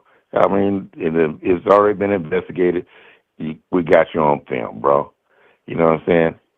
Sorry, you're out of here. Your pension gone. There you go. I guess we'll see you at Walmart. But not for the American government. I'm sorry. And all these other people who are out there doing such, they need to be accounted for. Like I said, the problem in America today, there's no accountability. It is not the laws. We got the laws. The thing is, the penalties are not being enforced. When we have penalties being enforced, that's when all the stuff will correct. The fact that, we give people a slap on our hand instead of the whack on the stick, this is the problem. Like you say, big rocks, little rocks, that's what we need. We need to have a whole big farm of these people busting up boulders. I'm serious. They need to be busting up boulders, big rocks to little rocks. We need more gravel pits. That's what we need, and these people need to be working there. But you know what? President Trump and the administration, I'm for ice. Hey, give me some more ice in my drink. You know what I'm saying? I want some ice in my lemonade. You know what I'm saying? Hey, back ice all the way, and all those who are doing what is right. The states that are, like I said, like Sheriff Judd in Florida, hey, we working with ICE. Hey, everything's good. We ain't got no problems over here. The people are being arrested over here, and we're supporting that. If we had that all over the place, it wouldn't be all this drama. Like I said, it wasn't going on when Obama was going on, and I shared that with my person that I was talking to. That everything that was going on, he said, well, it's not that, it's the way they were doing it. No. They were doing it back then, just they did nothing different. The whole point is now is that everybody just talking about it. Nobody's working with them. Getting back to work. But like I said, this is their plan. They want chaos. I'm sorry, the Democrats want chaos in our country, and we want sanity. Bring back sanity, bring back laws, bring back accountability. And it doesn't matter whether you're rich, poor, black, white, Puerto Rican, candy stripe. Hey, you got to pay. You do wrong, you got to pay for it. You know, and I'm talking about, and it should be the full extent. Some things need to be full extent. And unfortunately, like I said, Miss Good, she did the full extent of her stupidity. That was stupid what she did, and her beloved was stupid too. You know, telling her, go. Yeah, that was stupid. You know, right. You're just as guilty. But anyway, I don't want to keep on rambling on, my brother. You know, I'm gonna go ahead and, you know, get on in and, you know, look at the clock and say, well, should have getting past my bedtime too, brother. but I love you, man. You know, as always, man. Until the time that we meet, and we're gonna make that happen, bro. For sure, we're gonna make that happen, man. And I just can't wait. You know. But anyway, God bless you. God bless everybody in the chat. God bless America. Keep our president and the entire country up in prayer. We're just going through, man. These are birthing pains for our nation. And, you know, and we got to pray for our youth because they're being bombarded with a bunch of nonsense. But, hey, cooler minds will prevail, and we got the cooler minds, okay? God bless, brother. You just take care. Thanks for the call. Definitely appreciate you. You too, sir. Bye-bye. All righty. Great call. But that is a wrap for me. It's way past my bedtime. It's like, well, almost 11:30 right now. So shout out to you guys. I appreciate y'all for joining. If you like what you heard tonight, please give the video a thumbs up. Like the video, share the video, do all that good stuff that helped me out tremendously. If you want to hear this full podcast as an audio streaming podcast, it'll be available on your favorite audio streaming platforms, 8 a.m. Eastern tomorrow morning, whether that be Google Play, Spotify, Apple iTunes, etc. Link for that will be in the description, or visit your favorite audio streaming platform and search ABL Live. I should pop right on up. All righty, so that is a wrap for me. Shout out to everybody for watching, retweeting, super chatting, whatever you're doing. You know I could not do the show without you. Thank you to the mods for keeping the trolls in check. I appreciate y'all for that as well. I wrap it on up, put the bow on top here. I got all the super chats. Thank you to everybody who contributed, the memberships. Thank you for watching. Thank you for everything. But that will be a wrap for me. So until next time, y'all be safe. I'm out. And peace.